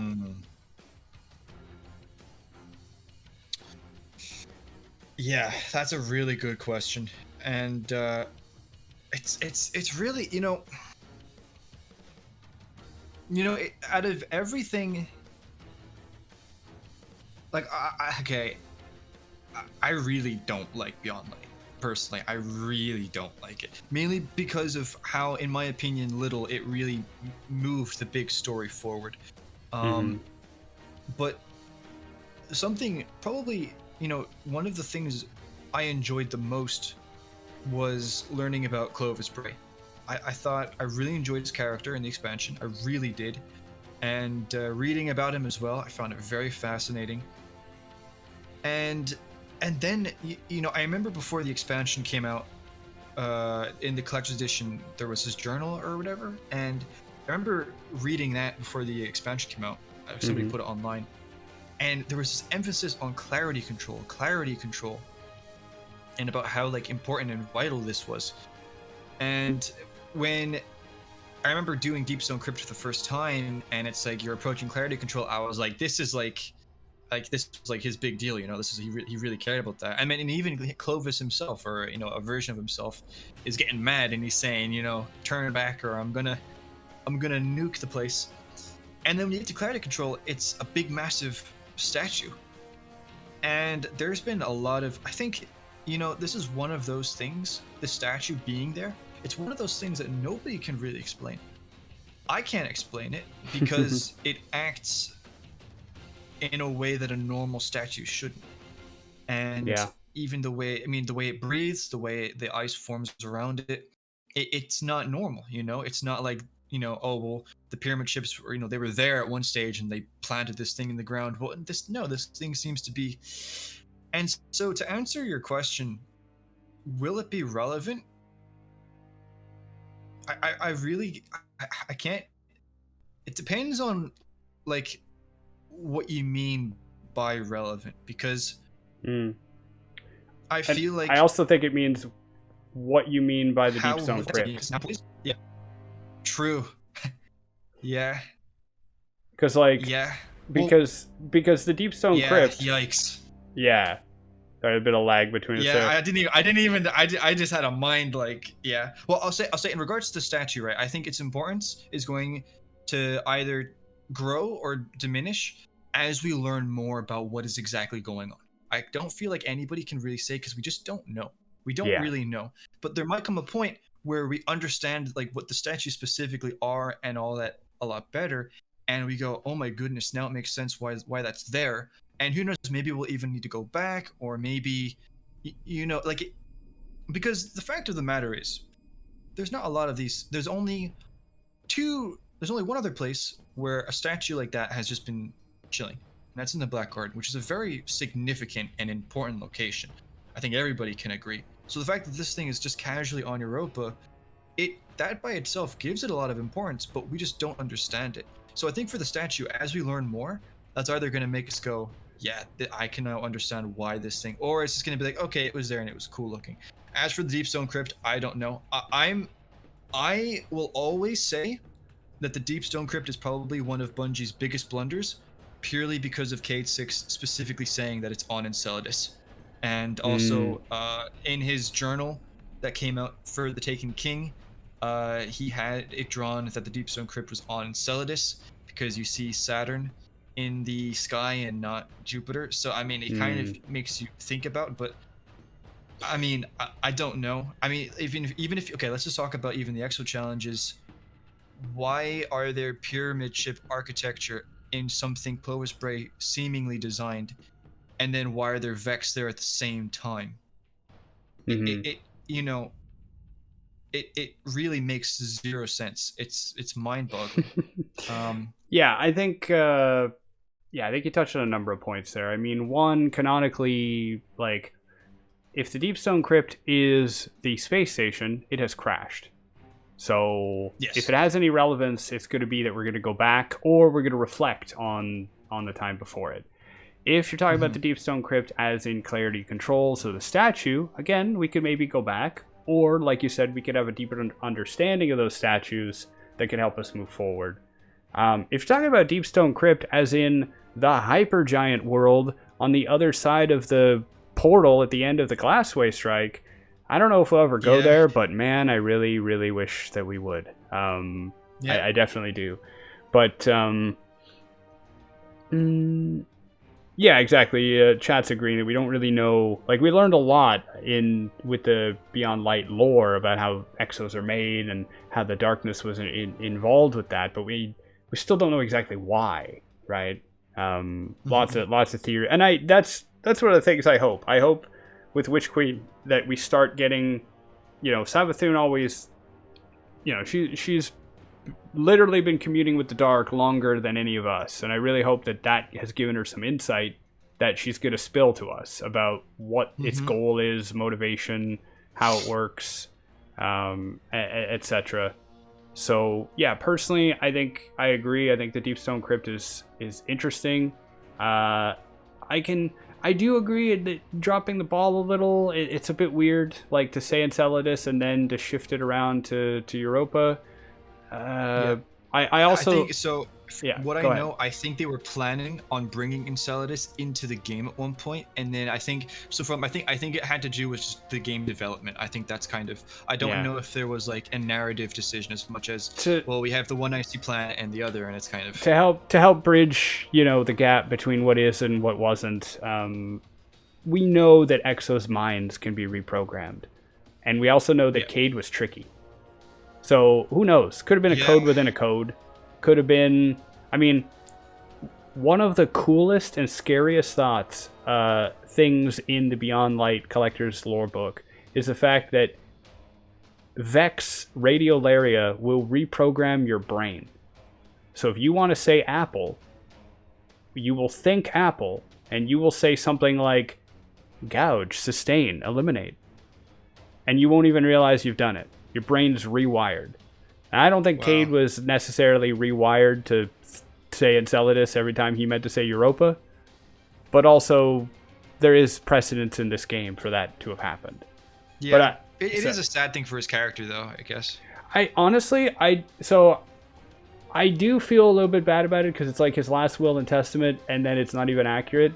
But honestly, I see it as Cade was trying to figure out these things as much as we were. He knew about the long, slow whisper. He knew about the deep stone crypt and the background of like he knew that years before we did, and he was trying to figure it out. So I think maybe he discovered something that led him to think it's on Enceladus. And okay, he's technically wrong, but he's a hell of a lot more right earlier than we were. I see it as another link in the chain, not as a failure, but as a he did what he could with the information he had at the time. But I'm an optimist. So, all right, another question for you from me. Do you mind if I ask a question? Yeah, go for it. Do you mind if I ask it? Yeah, I've got a question from a guy in my chat, it's kind of a big one. So like I don't know how big your question is, but it's fine. I can move mine around. Go for it. Okay, so basically what he's asking, and I kind of also want to add in something to it. So he basically asks, what he asks is, how do you think Savathun? Well, actually, okay. So how do you think Savathun brought down a pyramid ship in her throne world, or do you think she's the one that did that? And what will we learn from the new raid? And what I'd like to add into it, because obviously, well, I don't know, obviously, but what I noticed anyway from the trailer is that there's pyramid ship architecture or like locations outside of the pyramid ship that are, I don't know how close they are to the actual ship, but there are other places kind of scattered around the throne world potentially. And something that I've always been very curious about is, first of all, how did she bring down that ship? And second of all, it seems like when the ship was there, they had time to kind of set up base, you know? So I guess my question to you, first part is, well, do you think she brought it down? Or if she did, how did she do that? And second of all, why do you think there's such a presence of that pyramid stuff there? Yeah, that's a great question. So one person in my chat, just gotta connect our chats here, they're talking to each other, was suggesting that maybe it's the Martian pyramid, right? Some of the trailer kind of looks like Mars. Maybe there was a pyramid on Mars, similar to how we found one on the moon, on Europa, you know, and for some reason that's the one that she went after. So maybe it was already landed. Maybe she didn't break it down. It was already there, and she built a base around it or something. So that's an interesting idea. It's again, one of the challenges with the stuff that we're theorizing here is that we could literally build a house of cards with 30 different configurations, and there would be just as many holes, but just as many bases to stand on for each one. So I think, I don't know what we're going to find there. I mean, why is it a biome? Like, where is it? Because people keep saying Mars, and I'm like, okay, so it's Mars, but has it been terraformed?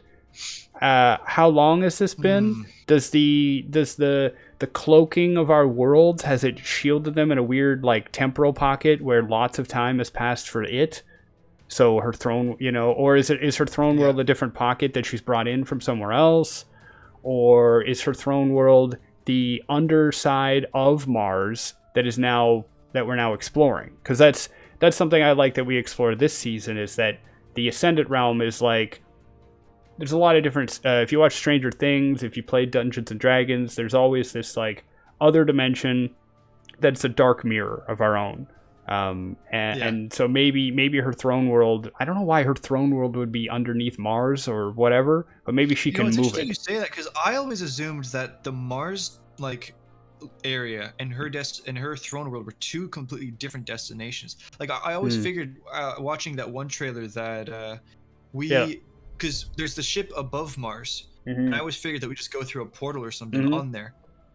But what you're suggesting is you think that it's just all on that Mars location. Well, to be honest, I do also think that there's a portal there. I mean, it's not the first time that we've seen a portal on Mars take us somewhere interesting, right? Like, So I don't think it's on Mars. I do think Mars is going to be important. It's been mentioned a couple of different times. Callus was apparently... There's the cradle there. Yeah, Callus is apparently going there with the Glycon to try to commune with the darkness. Why there? Why not Titan? Why not Io? Why not any other place, right? So I think Mars is going to come back and be important. I don't know how. I don't know why. I don't think her throne world is there. That seems really weird to me. Like, that a place of such importance would also be just a planet we've been kind of skipping around on for a while. In terms of how she brought the pyramid ship down, yeah, it's really hard, like, it's purposefully difficult to understand her power and like her power level. It's hard to know their power either. You can't really, because like, we haven't really seen their power directly because they didn't really show us them getting rid of the planets or doing whatever to the planets. And then with her, like, she's purposely vague. You're not supposed to know what she's capable of. Occam's razor, one of the easiest things to suggest is that either she made her throne world and there's something there that's enticing enough to draw in, you know, the Black Fleet, or there's something... The throne world was a place already that existed that was interesting enough to entice her and the Black Fleet, and she has since taken over the place. You know, like... Yeah, or maybe they were there first and then she came. And I'm not sure. I mean, her relationship with the darkness seems to be strained, but then again, even the relationship between the entity and the Black Fleet could be... I always see them as like different department heads, where like maybe the entity... I like the way you think, sir. Yeah, like maybe the entity is the CEO and maybe the Black Fleet is, you know, like the vice president, but also the Hive Worm Gods are a different group. But I don't think it's a purely linear hierarchy. I don't think the Worm Gods answer to the Black Fleet. But I do think that both the Black Fleet and the Worm Gods answer to the entity. So it's like, it's an excellent question. I really hope that we find out. I kind of look at it like a religion, where like the entity's like the Pope. Yeah, and then you have like different cardinals, or you have different sects or denominations. I really hope that we like. So as I mentioned before, like I'll probably do the raid once. And then maybe not much more. Nothing against raids, they're just not my thing. I enjoy them as content, but not something I like to do. But I'm hoping that there's a lot more to discover on her throne world. What is it? Why is it there?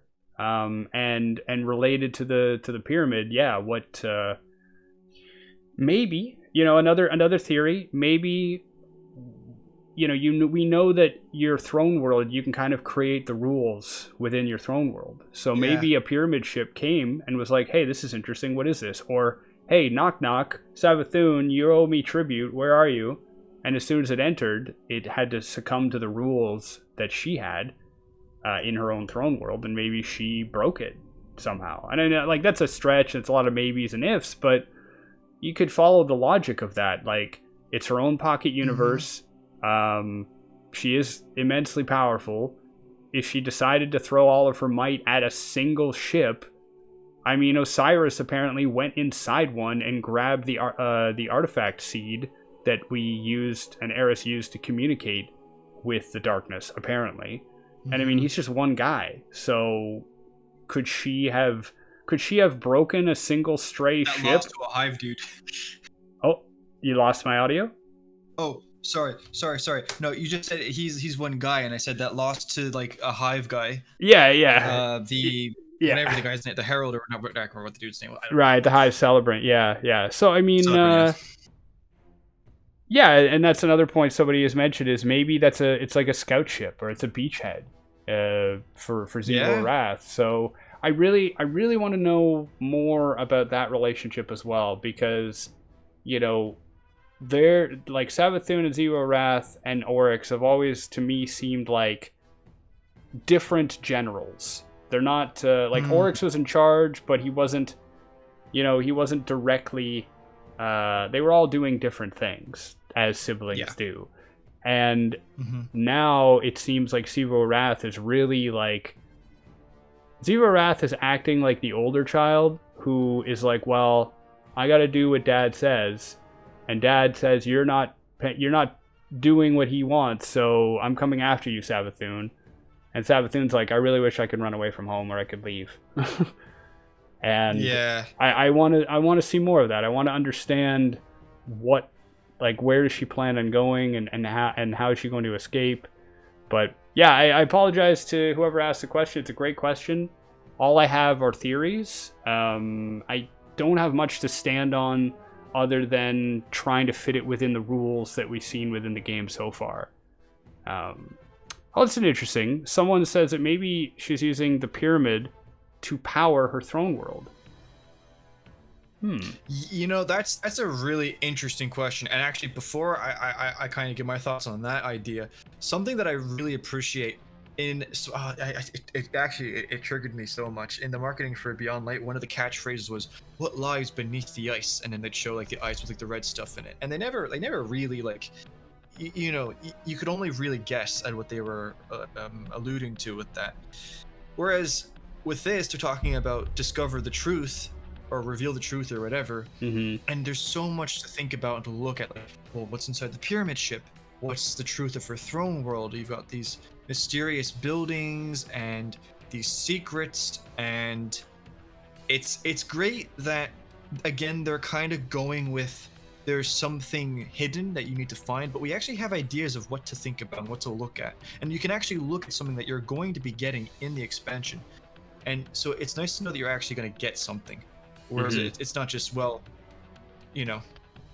as for the pyramid ship powering her throne world, I don't know, because I don't really know how the ships work in terms of like what powers them or anything. But what I did find interesting, I made a video kind of breaking down the one trailer for Witch Queen, and in the one scene, the characters, the fire team, they approach what looks like an altar.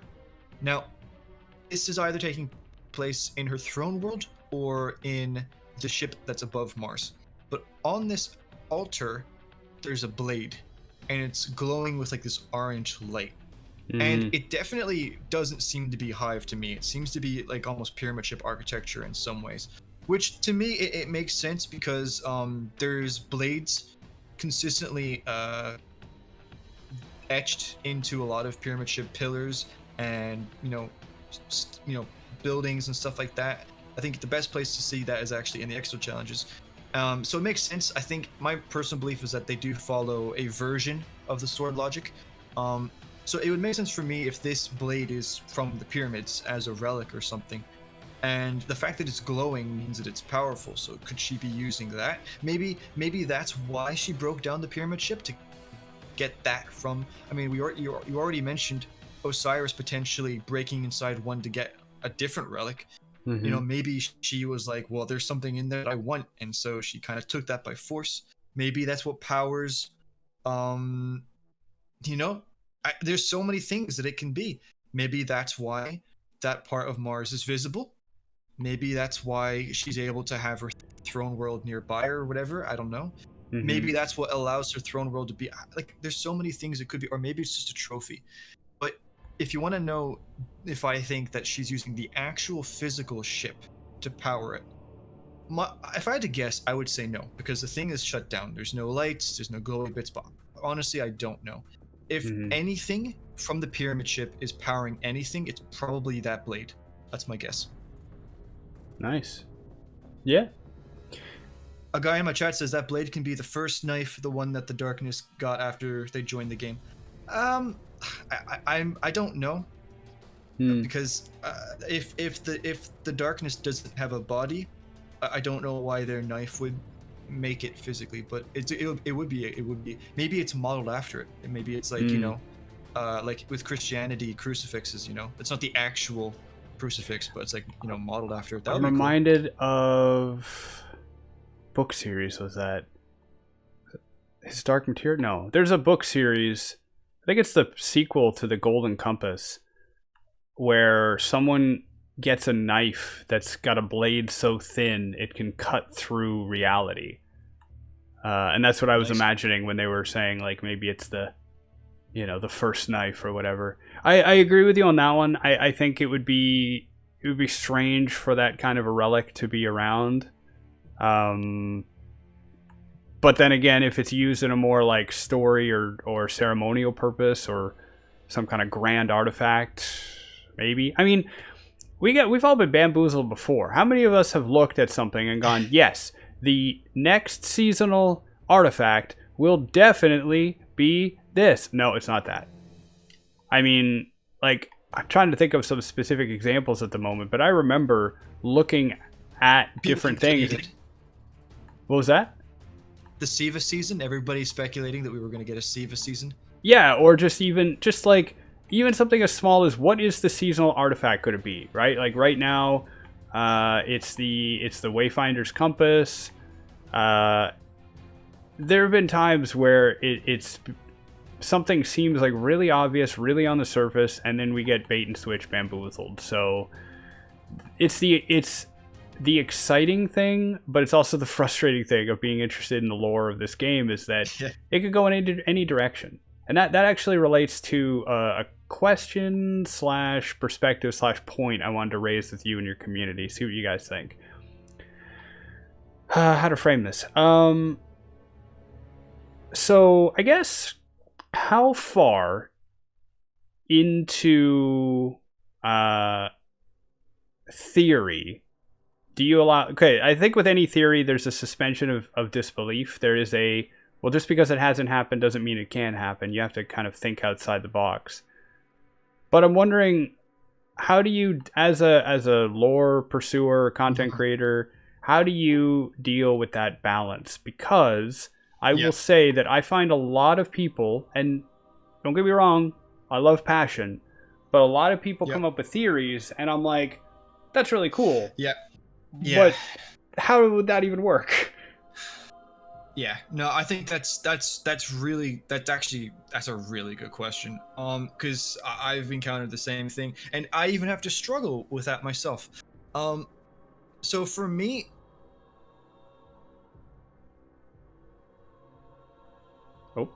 it really depends on. No, I'm just thinking. Sorry, it really depends on, because it depends on how much of a mystery Bungie wants it to be. If it's something that's kind of okay, well, let's just take something that's really not that big of a deal. You'll get a lore book about it. You'll get a lot of, item descriptions. You can read it, you can see it, you can know whatever, Mm-hmm. Like, for example, I can make the claim that I don't believe stasis is actually darkness powers, because of the fact that we had the Kentark 3 in the Black Garden getting some mysterious power. And also, in Season of the Worthy, when Trials of Osiris, quote-unquote, came out, although a little half-baked, there was the one lore, the item description for Trials of Osiris, where, you had a Guardian use their, some power to reach in and grab into what they described as the umbral core of another Guardian, and then they say it's something like along the lines of, it's inside of you too. And then the fact that when you look at your character, like, you go to the main menu, it refers to the light as a gift from the Traveler, and it refers to stasis as, like, wield the power within or embrace the power within or whatever. Mm-hmm. So, like, I can say that I don't think stasis is necessarily the darkness power. And then I can say, well, there's this evidence from the written lore or whatever. Now I can say something else, and it could just be, well, I think it makes sense in my head, and I don't have whatever. You kind of have to, because at the end of the day, there's always going to be the thing that you want to be the case. We all have, things we'd like to see happen, whether it be things that characters do, things that happen to destinations, whatever. And a lot of times, once you get an idea of the way something could be, it can be really hard to say, nah, it's not. And I struggled with this a lot myself, and I'm sure a lot of other people do, where sometimes you get an idea and at first you think it is the way it is. Like, okay, I'll give you an example, right? Now this isn't necessarily to do with like the written lore, but when I'm trying to like decode or decipher a lot of the whispers at the pyramid, you know, that you get in pyramid ship locations, and I'm trying to figure out what is being said, the amount of times where I can hear something and it sounds 100% clear to me, and I'm like, this is nuts, this is so cool. And then I slow it down by a bit and I realize that it was actually just two words together, or it was something different. And it's like, I really wish it was the other thing. This thing, even if it is true, it's not as cool. For me, the way I kind of ground myself is the number one pillar of truth is the written lore, because that's what's most accessible and it's there. The second thing for me is I think, you know, some people might disagree with this. I've had people that have straight up said it's ridiculous that you do this, but I personally, I put a lot of credit and a lot of I guess stock in concept art. Bungie really has a track record of following through with concept art, and I mean even take the concept art that was of that city with the pyramid ship stuff that came out when Destiny 2 launched, and there was nothing to do with it, and then they end up using it.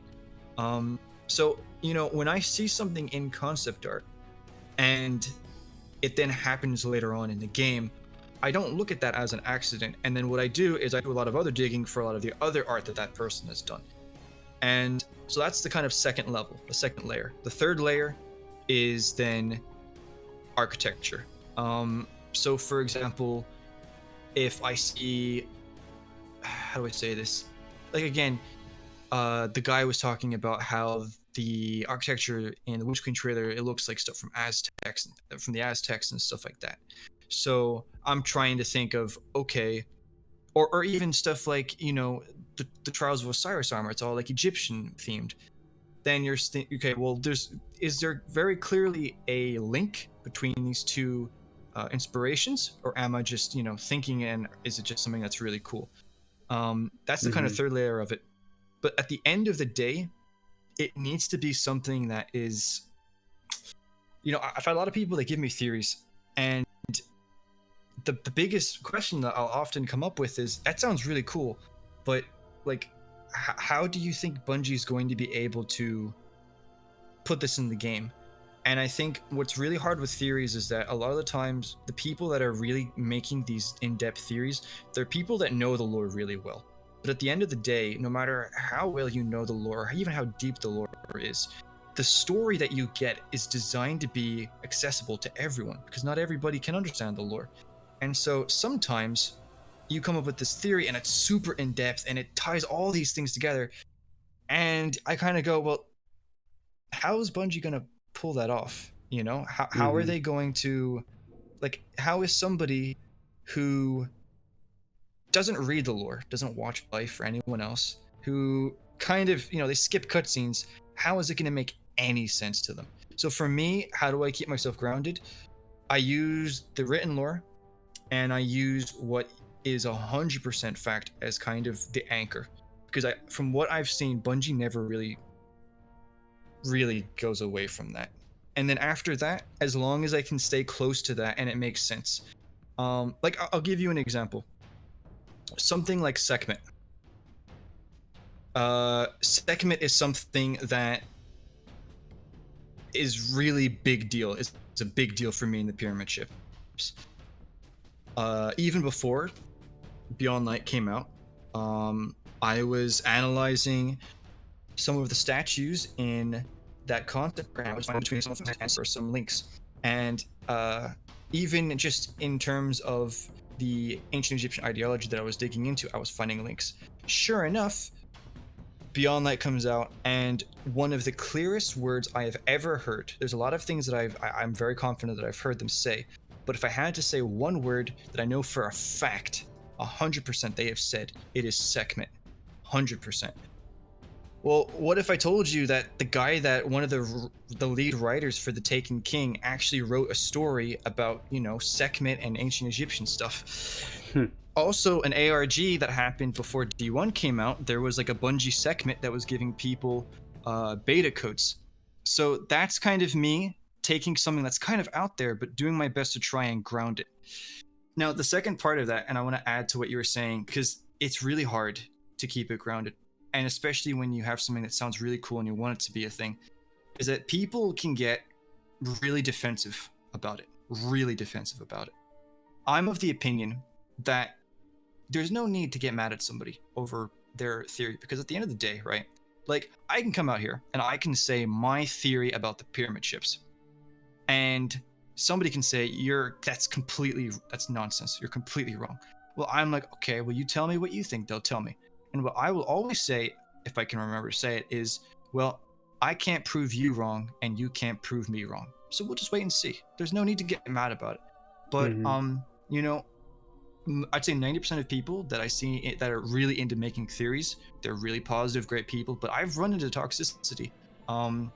And I don't use that as a, you know, trying to, oh, these people are toxic, you know, toxic gamers or whatever. But like, you know, I've had people like diagnose me with mental illnesses. I've talked about this even on stream. It's like a meme for my channel at this point. I made a video and a guy was like, you actually have this thing where you see things that you don't.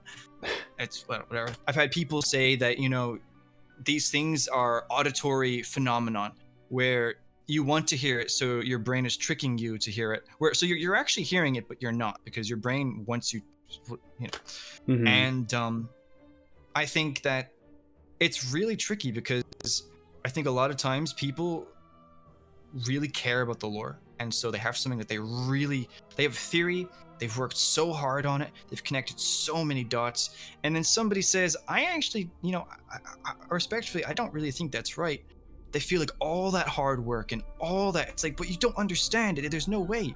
Or they look at somebody else's and they think there's no way, you know. And I think those are probably two of the most important things when it comes to making theories, even caring about the lore in a deep way at all.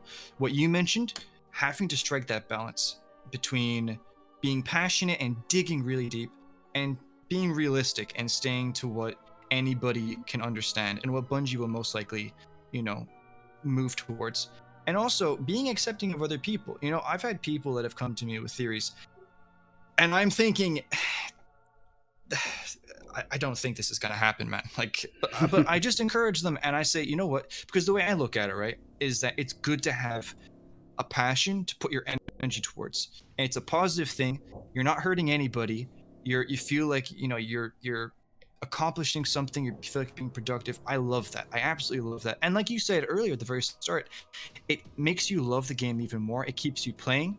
It's a win-win. So I have nothing but happiness for everyone, no matter what their theories are. I want to hear them all, whether I agree with them or not. So I think those are the two biggest things when it comes to making theories. For me personally, is I have to try and find that balance, but I also have to, like, there's no need to be like, oh, I have read the lore for X amount of years. I have the superior knowledge. You don't have the record that I do. Your theory is, you know, it's a game. It's a video game. You know, as much as like I said, I'm obsessed with the pyramid ships, and if the thing comes out, whatever the reveal is, and I'm completely wrong, yeah, I'll be a bit disappointed just because like I put so much time into it. But at the end of the day, it's a video game, and I'm happy that I had this passion. So I think, yeah, that's really it. Keep that balance and just be open-minded of everyone, and understand that people just care about what it is, and whether you agree with it or not, and whether they agree with you or not. That's another big thing. Yeah, just be respectful, because like I've had it happen to me, and I've seen it happen to other people, whether it be like on Reddit or the Bungie forums, where somebody will have an idea and then they'll just get absolutely shouted down, you know? Yeah. And there's always, I guess, you know, in any community, there's going to be a little bit of a unpleasant side, but that's what I've experienced anyway. Yeah, there's often gatekeepers. So first of all, well said. Didn't mean to call it a huge rant, by the way. No, it's fine. You've kind of said many of the things I wanted to say anyway, so I don't have to say them now. Yeah, I agree. I agree 100% that you have to have a balance, and there is room for passion, even if you don't agree with it, or even if it's just plain wrong. Yeah, there's a couple of like specific points I guess I'll tack on to that. Is that yeah, balance is key. when starting from the written lore is something that I do as well. I often ask for a source. People give me something, I'm like, give me the source. It's not that I don't believe you, but I want to see it myself. And this is related to the second point, which is you can read things wrong, or you can write things wrong. And Bungie have done both. And we have all done both. Yeah. And it's, you know, how many times, like, even when you're like a weapon person, you're looking at the patch notes, and you're like, wait. Does that mean before I throw my grenade or after the perk has started to be activated, right? It you know, Bungie didn't say that. So now we don't know, and we got to wait for Fallout's video to test it or whatever. You know, things have been I always describe the lore. The lore is, at best, the lore is a library where the complete story of the Destiny universe is being written. Some of it has already been written, and those pages are in many books, and some of those books have had their pages pulled out, ripped apart, stuffed into other books, pages lost, pages burnt, different perspectives, and it's critical thinking and literature analysis is really important if you want to if you like. It's okay if you don't have them, if you're just going off on your own theories or you're building your own stuff, that's great too. But I do wish that this comes back to a specific point I'll get to in a second, but sure. You have to know where the written lore starts and stops, and you should be aware of the limitations and the strengths of that written lore. Examples like, well, it's never been mentioned in the lore. Does that mean it can't happen? Or does that mean it hasn't happened? Or does that mean it hasn't happened in a way that's been documented yet? Because every time we get lore that comes out that talks about something that happened in the past, that changes how we look at those events in the past. And this is really nitpicky stuff, but it's important because what happens is we still don't know fundamental questions. Can a ghost pick a different guardian? If they lose their guardian or they don't want him anymore, can they go get a different guardian? There's just as much evidence to say yes. After they've resurrected them, and they've bonded with them. Yeah. So like Dredgen yours ghost, could that ghost have gone and gotten another guardian after they just left Dredgen? Right. Yeah. The ghosts. So in the Phoenix and Pigeon lore book, Osiris downs a bunch of bully guardians, or light bearers at that point, and when their ghosts come to revive them, Sagira says, "Go, leave these here. Go to the Traveler and get new guardians," and they float away. Problem is, she says that. Yeah, and the problem is we haven't seen that process happen. We've seen it implied, but it's been implied by different characters. So it hasn't been written in the lore. So you could say, well, it hasn't been written, it hasn't happened, and then next season someone writes it and it does happen. The thing is, there's very few things, like, first of all, take all your theory, put it aside for a quick second, concentrate down to the written lore, as you mentioned. You have to be aware of the limitations of the written lore as well. Just because something happened once doesn't mean it's 100% always the way it is, or even the way it literally actually happened, especially if the lore is being told from someone's perspective. Drifter. That's very true. I mean, I quote the Book of Unveiling a lot because it gives us an interesting understanding of how maybe the universe formed and the motivations of the light and the dark. But technically, that book was told to us by an entity claiming to be the Winnower, the ultimate darkness, which had basically been translated by Eris Morn through a device that Osiris maybe found in deep space. We don't know if that book is actually from the darkness. Yeah. So there's a lot of faith being put in that book. Yeah. Yeah. So what I would agree with you. What I say, I agree with everything you say. I just want to add that something else to consider is that if you're trying to build a theory that's fun, go for it. Go nuts. if you're trying to build a theory that you think could work, you have, relating to your point, you have to be open. You have to be willing to accept that you could be wrong, you could miss something. Other people may have a point that shuts your theory down, but for the better, or that pumps it up because it's like, oh, I didn't even consider that. But you also need to be aware that any interpretation that you have on the lore and any theory that you build on top of it, it's built on assumptions. And that's fine. Those assumptions may be true, but you have to be aware of that because they may shift, they may change as new information or new perspectives come out. I mean, honestly, it's hard not to write a lore video and make the entire description just a bunch of disclaimers saying if you assume this, if I assume that, I am assuming this, and it's an annoying practice, and but it is kind of necessary. And I think, not to defend people who gatekeep, but I think what might happen is some people don't think about that, and they think their way is right, or maybe they've seen a lot of blueberries make the same assumptive mistakes, and they're kind of frustrated with it, or whatever. Again, these people are passionate. These newer to the lore people are passionate about it, so let them be and try to help guide them. But even if you are I'll tell you right now, if I was sitting beside Bife and he said something, and I kind of and I was thinking these thoughts I'd think now, I would just say to him, "Hey, that's assuming this," and he would say, "Yes, of course, sure, assuming that," because he, even Bife needs to understand that this is, we're all interpreting it. We're all, and even Bungie might write it in a way that they don't mean for it to be ambiguous, but it is. And if you go about it with that, a couple of things will happen with you.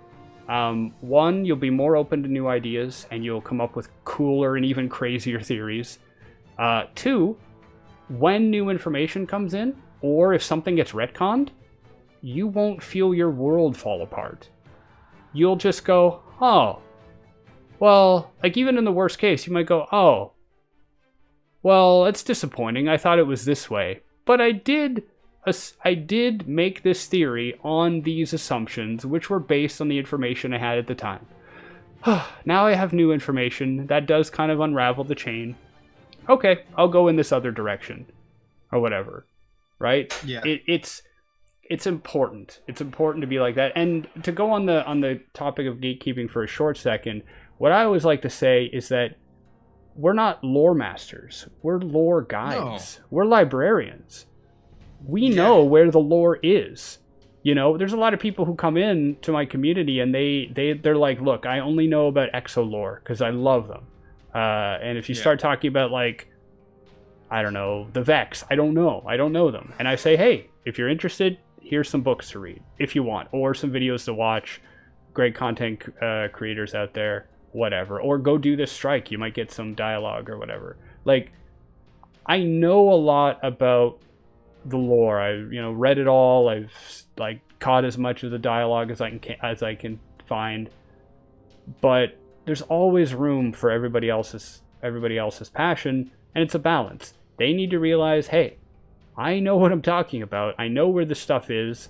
So saying questions like, are you sure, when I tell you that there is a book about this, maybe give me the benefit of the doubt. But I'm also going to give you the benefit of the doubt, even if you don't know about the Vex.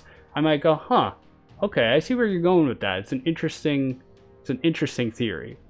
And then the next part of it is, when you are theory crafting, when you are build crafting, I think another aspect of balance, like you said, you're looking at the written lore, you're looking at concept art, storytelling, narrative, how that generally works.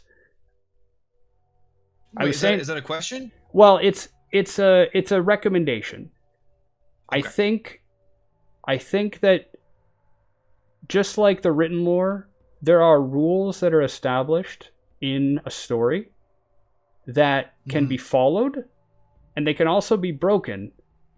And it's important to kind of understand how each of those works so that you can build your theories in a way that might fit in more with what Bungie can actually do. Yeah. Right? Because, like you said, if somebody comes up with a crazy theory, you're like, that, I can't see that fitting in. And if somebody comes to me with a crazy theory, I'm like, there's no evidence that the Traveler could do that. And I guess there's no evidence that the Traveler couldn't do that. But that would make for a bad story. You know, or that would make for a story that would be too much of a leap of logic, right? So, yeah. Yeah, I kind of want to add to that. So the first thing I want to say is as a follow up to what you were talking about with like, don't necessarily like take everything like 100% as solid, whatever, because you know, an example of that where you have, I suppose it kind of, no, I was gonna say two different mediums, but it kind of actually goes back and forth. Is if you look at the pyramid ships now. Okay, listen, I'm gonna be talking about them frequently just because that's kind of, you know, my thing, my jam. But also that's probably, let's be honest, that's probably where some of the biggest theories are at the moment, I guess. But so like I mentioned how one of the core parts of my overall theory, which to be honest, I really am not considering it a theory anymore because I feel like the Queen has kind of proven it to be. But back in like, you know, late 2020 before Beyond Light came out, I was saying, you know, I don't think that the pyramid ships are the actual darkness. And one of the things I would get from a lot of people is, how can you say that when your character and the ghost, they specifically call the ships the darkness? Like, how can you even consider going against that when it's even in the cutscenes? And like your ghost, the ghost says that, you know, I don't see a ship, I see a paracausal, whatever. You know, how can you go against that?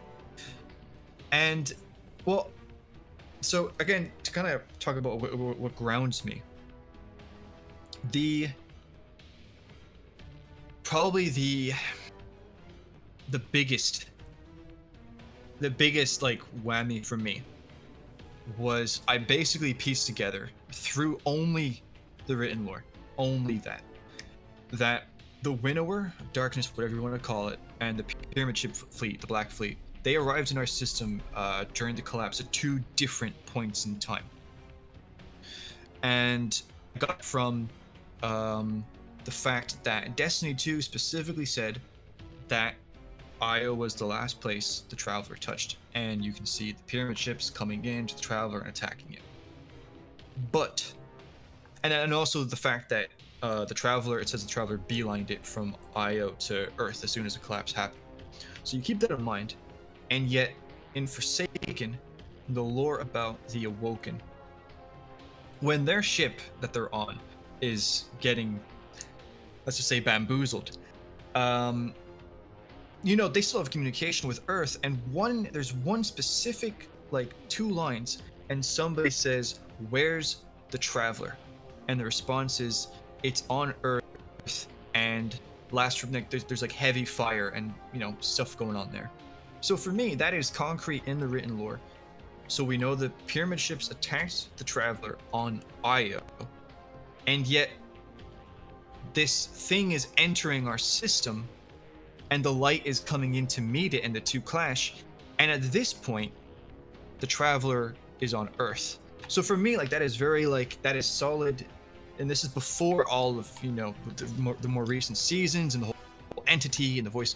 So for me, this is one of the main. Obviously, there's the whole thing about the us and or the I and we, the more verbal sides of it. But that was one of, you know, that's in. So you have characters in cutscenes saying these ships are the darkness. And yet you have the written lore that says these are two different things coming in at two different times. So either you have a serious continuity error, which, like, it's unfortunately, it's something you can't put past Bungie these days, or it actually is something else. And so what my statement was at the time, and it still is now, is that we know way more about the lore than our characters do. Way more. We have, like, the information of cryptarchs, basically. We have all these lore books. You think our character has read all those books? You think they know? Like, there's some information, I think you even maybe mentioned it, I could be wrong, hope I'm not taking words out of your mouth, where there's, like, things that our character just couldn't have known. And so my ultimate statement was, I believe that, these people are what's known as unreliable narrators, where they're being honest and they're giving their opinion, but you don't take their word for it because they don't know everything. It's like in a murder mystery where you're reading a murderous mystery book or you're watching a show and there's like a group of people, right, and somebody dies and one person did it, and a person's like, that guy did it, I think that guy did it. Well, you're not going to ultimately know because that person is not the author. That person, it's not like the author says, that person said it and they were right. That's just the person's opinion, and they might genuinely believe that, but they don't know. And that was my statement for that. So I just want to say that in regards to the whole, I think it's a really good thing that you mentioned about how Bungie can sometimes, it's a bit meta or whatever the word is, and they don't do it very often. This is one of the only times I've seen it where they kind of intentionally mess with people, if you get me, in saying that this is the darkness, and then they've been rolling. They haven't referred to the pyramid ships as the darkness in a little while now. It's just the Black Fleet. And then what you were saying about the story and the rules of the story, I think, and the whole thing about the theory being massive and how you can approach that from a realistic standpoint as just a normal person, because that normal person has to be able to understand the story at the end of the day, because like you said, the story is one of the three things that keeps people playing. There are people that don't care about the looting, they don't care about the shooting, and they don't necessarily really even know much about the story or the lore, but that's why they play the game. There are people like that, and Bungie has to cater towards them at the end of the day. So you want to talk about how you incorporate that into theories. It really comes down to foreshadowing. That's really what it is. I think the only way a massive theory that's really complex, and there's no sight of it really in the game. The only way something like that can realistically make it into the easily accessible state is when there's a ton of foreshadowing. And I think the pyramid ships are probably the best examples we've had in the entire franchise, because we get the mysterious thing at the end of the D2 campaign. So everybody that's played that, they know these ships exist.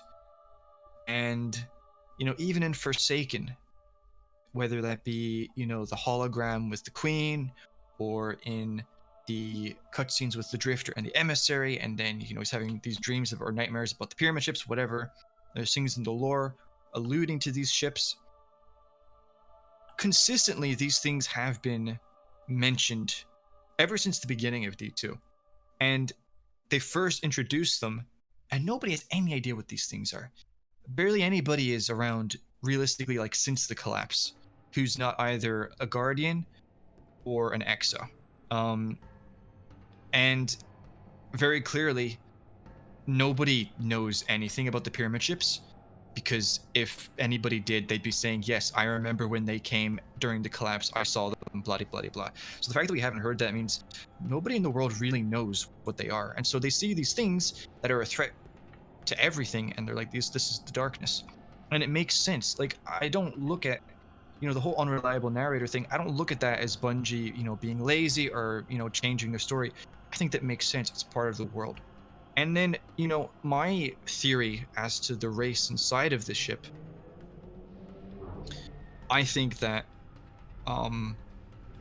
even illusions that there even is a race. There are so many people that don't believe there's a race at all. Even that's another thing that Ghost said. I don't see a ship, I see a paracausal being.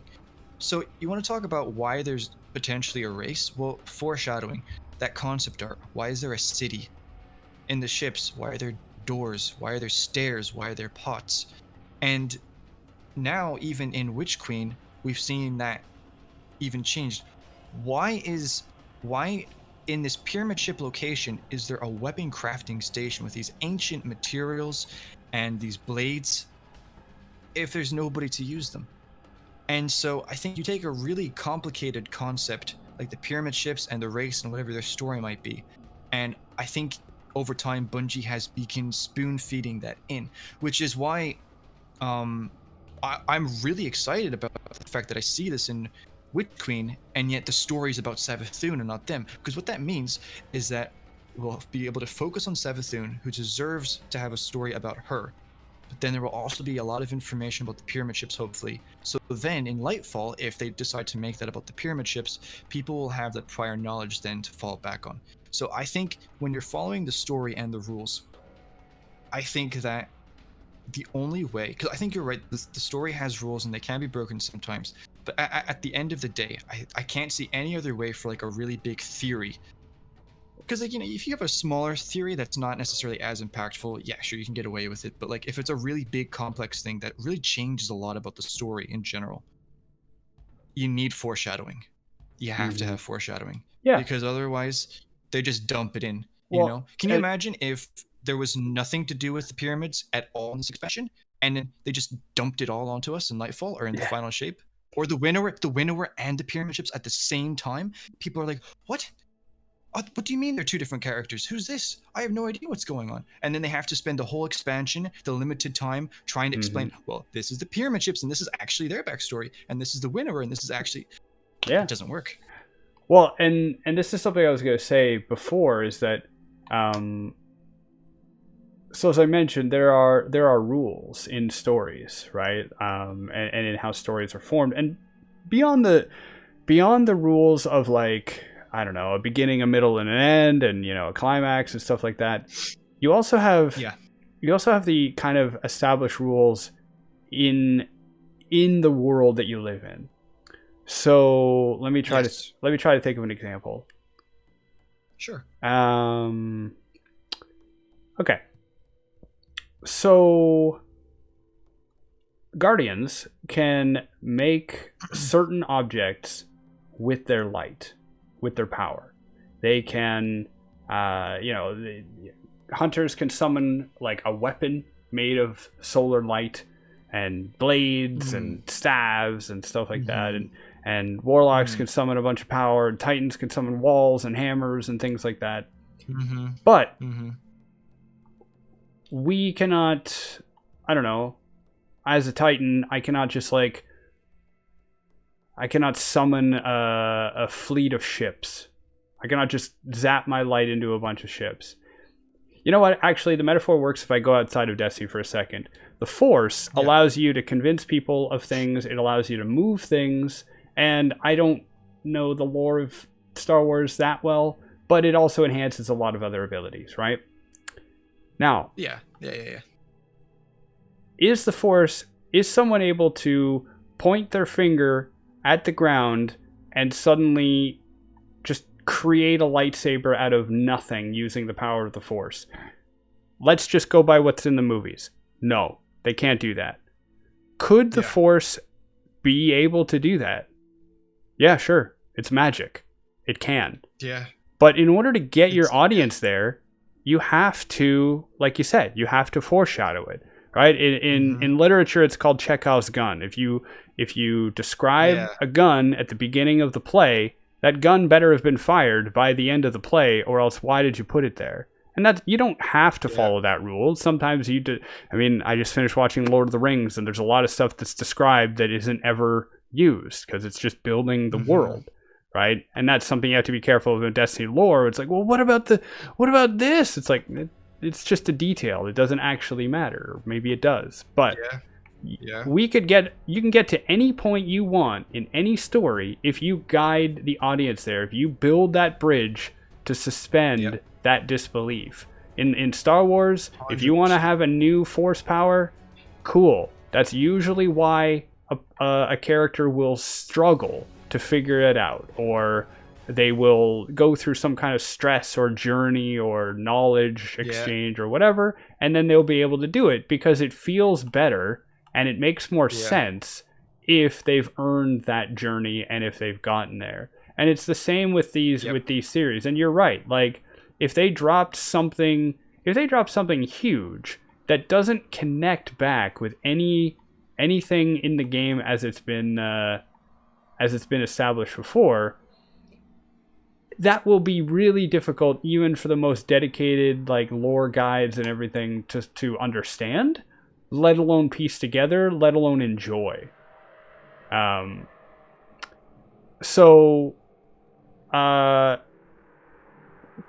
yeah. So I just saying that like you're right. Foreshadowing is very important.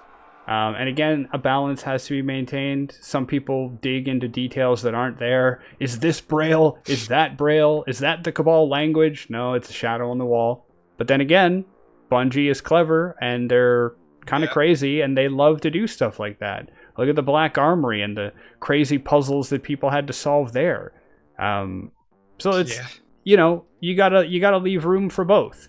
You gotta leave room for someone to go, I think this means this. And you're like, huh, I don't think that. But then again, we're playing a game where magic and magical technology exist. And that's what I tell people, is that because magic and magical technology exist in Destiny, and because, you know, the real world exists and Bungie can change their creative direction and team at any point, the margins of how far your rules can bend or how well they can be broken are wider because you have magic and magical technology. Because I think that depends. Well, yeah, I just mean like it depends on how much foreshadowing has been. Like if you spend like a long time building up something in a story and then you just randomly change it, it's not going to necessarily work, I'd say.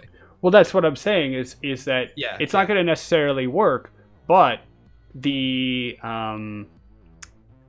okay, if you're watching a real, like a show about police detectives in the city, okay, the greatest like leap of logic you might have is the killer was actually the butler, and the butler has been disguised as a woman for 20 years. Like that's kind of like the biggest leap of logic you might have. You're not going to have something like an alien, a magical force, a robot, whatever. But if you play a game like Destiny where all of those things exist, I'm just saying that the leaps of change are a bit wider. They're a bit more possible. They are, of course. Yes. Yeah, 100%. That's all I'm saying and that you're right. Yeah. They do need to be foreshadowed, but they also can be it's this weird back and forth I have, where on the one hand, I can be a bit pedantic and say, well, it's never happened in the lore, so that's a big stretch. But on the other hand, I look at it and go, well, magic, paracausal power, SIVA technology, awoken, pseudoscience. Like, there's a lot of capability, and that's a balance that can be frustrating as a lore enthusiast, because you're like, you just want solid ground.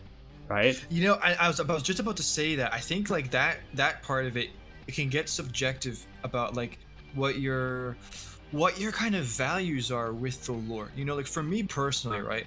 I'm so huge on consistency and continuity, and I really like it when something is introduced and I can see how that fits in with something else elsewhere instead, because what that it looks like to me is then you have a consistent vision that they're working towards and a story that's been planned. Whereas sometimes like when I apologize to the Aramis fans out there, but apart from like that one little mention in 0 Hour, I kind of feel like Aramis just kind of existed for Beyond Light because Bungie wanted her to, I'm just using her as an example. So sometimes like, if you're watching a show or a game, doesn't matter, whatever it is, sometimes when something randomly is introduced, it can kind of feel like the creators just wanted it to kind of be that way. Whereas, so like for me, I really like it when with the world it's kind of set in stone to a certain extent, where you feel grounded in that this happened and it makes sense because I've already seen this, or it fits into this set of rules in the world or whatever. But that's a subjective thing, because again, on the other side of it, you have people that are like, whoever makes the world has complete creative control over it, and just because you like or don't like something about like a decision they make, it doesn't matter because they are the ones in control. So it gets split between what your, I guess, your values of the world and what you feel, what type of like it's like the line where creative direction meets respecting the world, if you get me. I hope am I making any sense? Yeah. I think you are, and you're right. When a story is created, there are, as I said, there are established not only rules, but there's an established there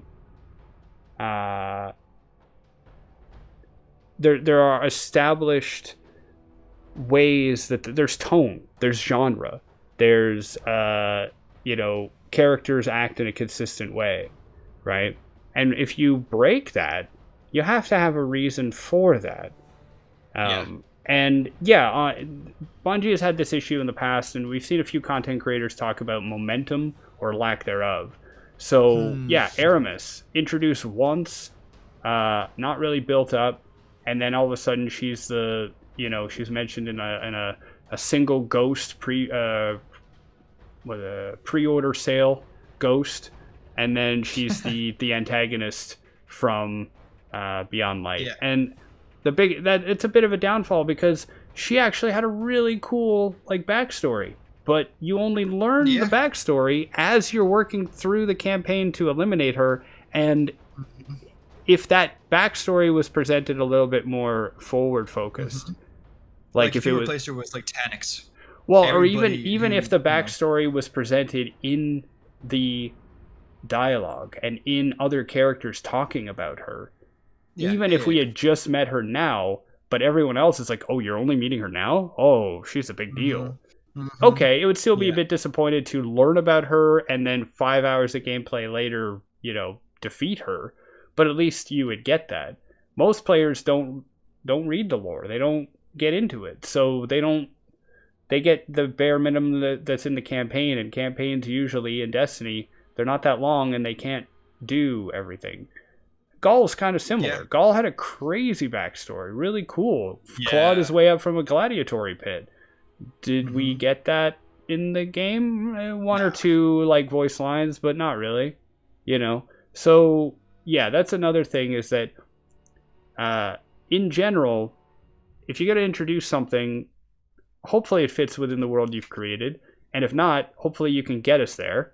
And specifically, maybe build up your villains a little bit more. Build up, and that's why Witch Queen, I guess to kind of bring this around, I think that's why Witch Queen, the expansion, is going to be hopefully huge, because this character has been building up since the beginning of Destiny 2. You could argue that she's been mentioned in Destiny 1, but honestly, Destiny 2, you go to Mars, and there are acolytes praying for Savathun to come back. She was mentioned in IO, even during Vanilla D2. Right. So she's been built up over the course of Destiny 2. So it's a 6-year build up, and more than Oryx, and everybody reveres him as a villain, Yeah. So I hope that is done justice. I hope that when we see her, it's consistent, but it's surprising in a way that still fits, and it's worth the wait, worth the investment.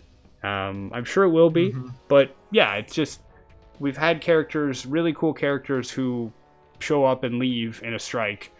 Hopefully with this character who's been built up over several years, we really feel like, oh man, that was, it may not be what I expected, but it was the scale of what I expected, Yeah, I made a video, and it was something along the lines of why Witch Queen is already smashing Beyond Light, and it just came down to the fact that already from the marketing, Witch Queen is clearly serving its purpose in terms of the overall big story, and also it looks like we're going to be getting what the marketing is telling us we're going to get, and I really appreciated that.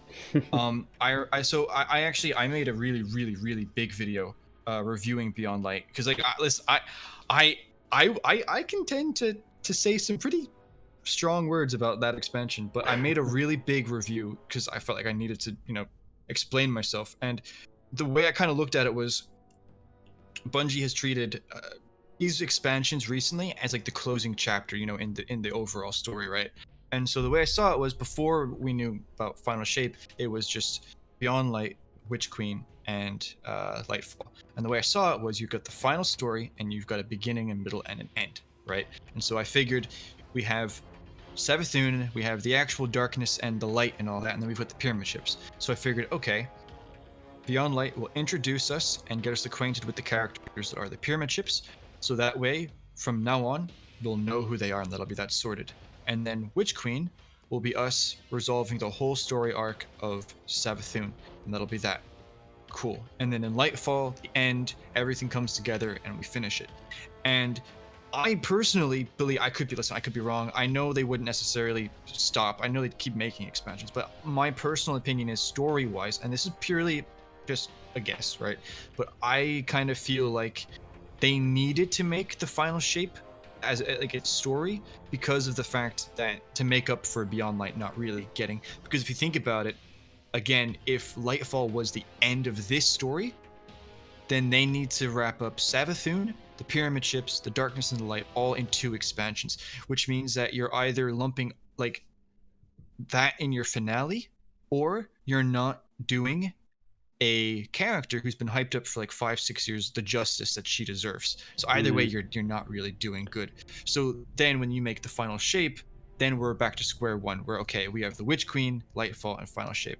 So yeah, I'm already way more excited, healthily more excited, I would say, because I was more hyped for Beyond Light, but that was just based off of the marketing and what my assumptions were that we would get. But from what I've seen, it looks like the expansion is going to be mainly about Savathun, which is good. That's what I want it to be. And at the same time, we're actually moving forward with the big story. So I definitely agree with you. And I definitely agree with you. I think related to the downfalls, the pitfalls of Beyond Light, I think as much as there may have been missteps in Beyond Light, I think the year of Beyond Light, narratively, of course, has been great. I mean, there's a lot of little things we get, and what I hope, for me, without I don't want to pick on Beyond Light, it can do that itself, but for me, the main downfall of Beyond Light, the main pitfall, was the threat or the significance of using the darkness or not, or whatever. Yes. Was and how not that affected later seasons even. Yeah, but I felt it was really underplayed. Ghost was worried. Exo Stranger was like, you don't know how to control it. No consequence. Right? Yeah. And in the lore, in her dark future, everybody, when you got the darkness, you went bad, and everybody went bad, and there was none of that. And like, if you're going to, you want to play that we're strong, we're the chosen one, and the experiences we've had to help us overcome it, great. But even that wasn't there, in my opinion. There wasn't this kind of like, no, you are strong, that's why you're not going to succumb to it. This threat wasn't really as well established as it could have been. And I feel like there's a number of ways they could have done it, even at a low basis. Like, maybe it looks like we accidentally used our new darkness power to kill a bunch of Elixni who were trying to flee Europa. And then, no, our vision clears, and no, they were House Temptation, or they were Aramis's house, right? Yeah. Or even like if Aramis surrenders at the end, and yet we we go to kill her because we're fueled by whatever. Yeah. And the ghost has to try and stop us. Even something like that. So I feel like they delved more into that with Forsaken. With do you know which side you're on? Like, you're hunting down this guy. Is that the right thing to do? Yes, they did that a bit. They did that much better, and then the lore surrounding it was fairly good. So with the year that we've had, I'm really hoping that the narrative team has the same amount of kind of power that they're wielding seasonally in terms of a campaign. Now they can't exactly do the same, because a campaign is literally 6 hours. I don't think Bungie likes to commit to a campaign that's longer than that anymore. They in terms of the main storyline, and there's other adventures and stuff you can grind out. But I really hope that they do that they establish and I think they have to, with how, like you said, with how built up Savathun has been. Yeah, she needs to be scary. She needs to be intimidating. The threat needs to be real, so that the heroic outcome is felt. And it's just a point of mine that I really hope that the narrative team has that same, they're given that same support, that they can do that, because I think this is going to be a huge one. It's good, like you said, it's going to introduce and move forward, and maybe not wrap up, but at least greatly move forward the story of Savathun, which we'll certainly understand her a lot better. Yeah, exactly. We've been getting like little snippets and stuff. Like, we need longer conversations, or we need conversations with others who she's worked with, or, we need to know what are her real motivations. Like, I know it's a joke, and I know it's even built into the game. Like, I am the goddess of trickery, and every time you incorrectly guess my motivation, I get stronger. It's like, cool, but I'm not intimidated by someone who could be literally doing anything. Right? Yeah. I'm intimidated by direct threats. I'm intimidated by I'm intimidated by clear, unshakable motivation. So. Yeah, I mean, I think, I mentioned earlier how Savathun has had more hype or more build-up than Oryx, but with Oryx, I think what really, apart from his power, I think one of the things that made people not necessarily maybe fear him, but recognize him as a threat was his motivation. It was that the father, or the anger of a father who's had his son taken away from him, and like that you did that, and it's like, well, I kind of did something, and that's why you're here, and he's coming for me, Yeah, exactly. So, you didn't have to have like his name mentioned or anything, because all you saw was this guy just showed up and took out the Awoken fleet, the Awoken who seem powerful and are really cool. Also, the wrath of a father is something that could be very easily understood by most audiences. Yeah. And he's this big dude who's in charge of not only in charge of the hive, but he can take. Like, he has this power we've never seen before, and it's a crazy power that could enslave us all. So there's a lot of a lot of shortcuts that Bungie use there to go from a character you've never heard of before to the greatest threat that we've ever seen. Now we've had a character who's been built up for so long, and that is the biggest risk. The biggest risk is that she's nothing. She's in a strike. Like, that's the biggest risk. And I don't think it will happen. I really don't. But it is a risk that I'm sure they're really banking on, is making a character who is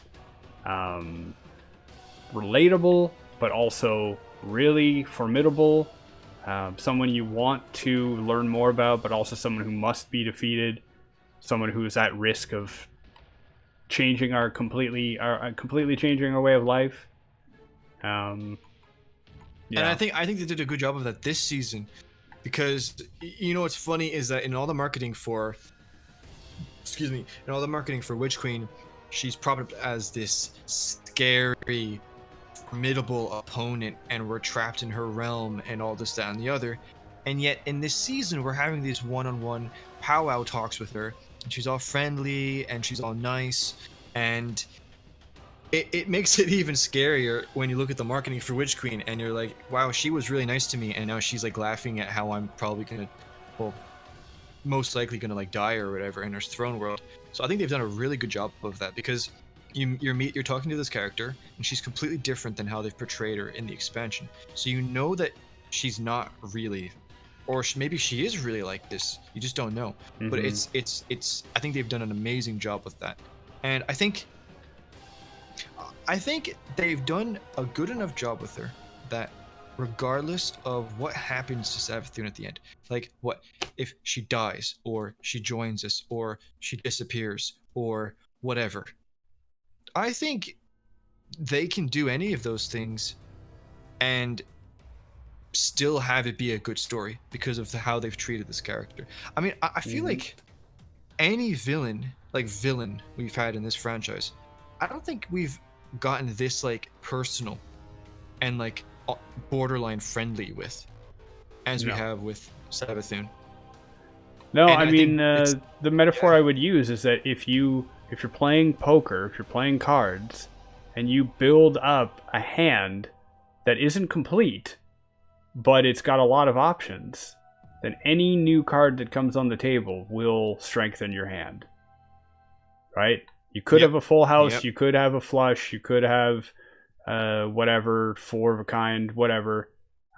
Whatever card comes up. So whatever direction they want to go with it, yeah, I think you're absolutely right that because of the way they've built up this character and her relationship with everyone else, she's directly related to, like, directly connected with Crow and Mara. She's not really directly connected with, like, the Vanguard, but she's a known threat, and Eris is, like, all over that. So Ikora is all over that. The Guardian has been bouncing back and forth around the story of Savathûn for forever. So even, like, and that's the other thing that you mentioned about foreshadowing. I think related to foreshadowing, or maybe another way of phrasing it, is having it in different levels of the game, right? The fact that, like, I love the way that the narrative, like the way we've had, like, in the Helm, we've had these little cutscenes, radio messages, lore. Yeah. I call them vignettes, these kind of living cutscenes where you're allowed to walk around in them and stuff happen. All of that stuff has been really great because, honestly, it is astounding to me when I watch PvP, and nothing against PvP, guys. You guys have a completely different focus, and I respect it, and I get killed by it all the time. But when you see people who I know have skipped every cutscene and never read a piece of lore in the game, but they know, like, who Savathûn is and what she wants, basically, at, like, a high enough level, that is impressive. Yeah, it says a lot about how Bungie is doing what they're doing, and maybe how the lore content community is doing what we're doing. But that's a big deal, and I love that because, yeah, maybe those guys and gals, they're not going to sit down and read the lore, but they're interested. They're interested in, what's this villain going to do, and more than just, like, what loot are they going to drop. They're like, oh, like, what motivations do they have? And I think if you can get to that level, like you said, if you can get to that level with anyone, then you can enjoy it from any level of perspective that you play the game. Yeah, I think, and it all goes back to those 3 pillars that you mentioned at the start. The fact that you need. Well, I think Destiny needs all 3, and as much as it has its ups and downs on the story side, or on, because there are times when we're happy with the story and the PvP people are miserable with their side of the game. It can't. You get your ups and downs on various, but it's all 3 sides have kept their heads above the water, and that is very impressive. Yeah. Especially, I mean, if you read the IGN article about the situation that the narrative team is in, you take that into consideration. These recent seasons, and I mean, even around Forsaken and Shadowkeep, the story that we did get, it's very impressive that they pulled it off.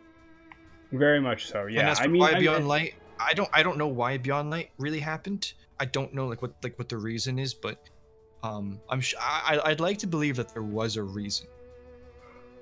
I mean, honestly, they put out an expansion at the height of the pandemic, and they kept it going. They had to delay it, but they kept it going. They kept the lights on. They're not perfect. They are dealing with some issues that are kind of rampant in the video game industry.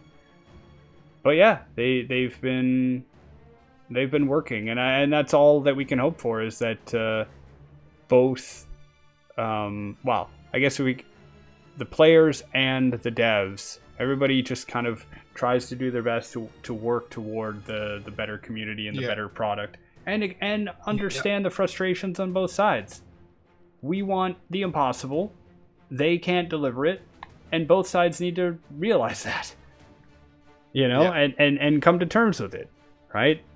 players can turn that passion of wanting the impossible, keep that passion just a little bit lower than maximum, right? Yeah, because it can be a very creative force and a very destructive force. Yeah, and the devs realize that we do take this stuff seriously and support it, and don't sweep it under the rug. You know, we're actually going to be talking about that probably a little bit later. Just doing some shameless self-promotion. We're doing another lore panel this Saturday, and we're going to talk about the Awoken. And interesting.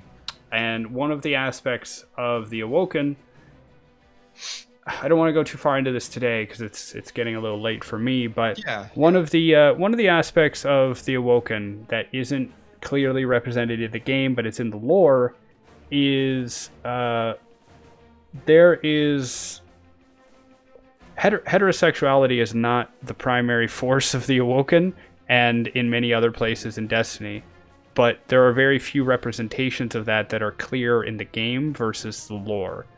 And it actually came up in that IGN article that there was some stuff they wanted to present, but some of the higher ups were like, let's not do that.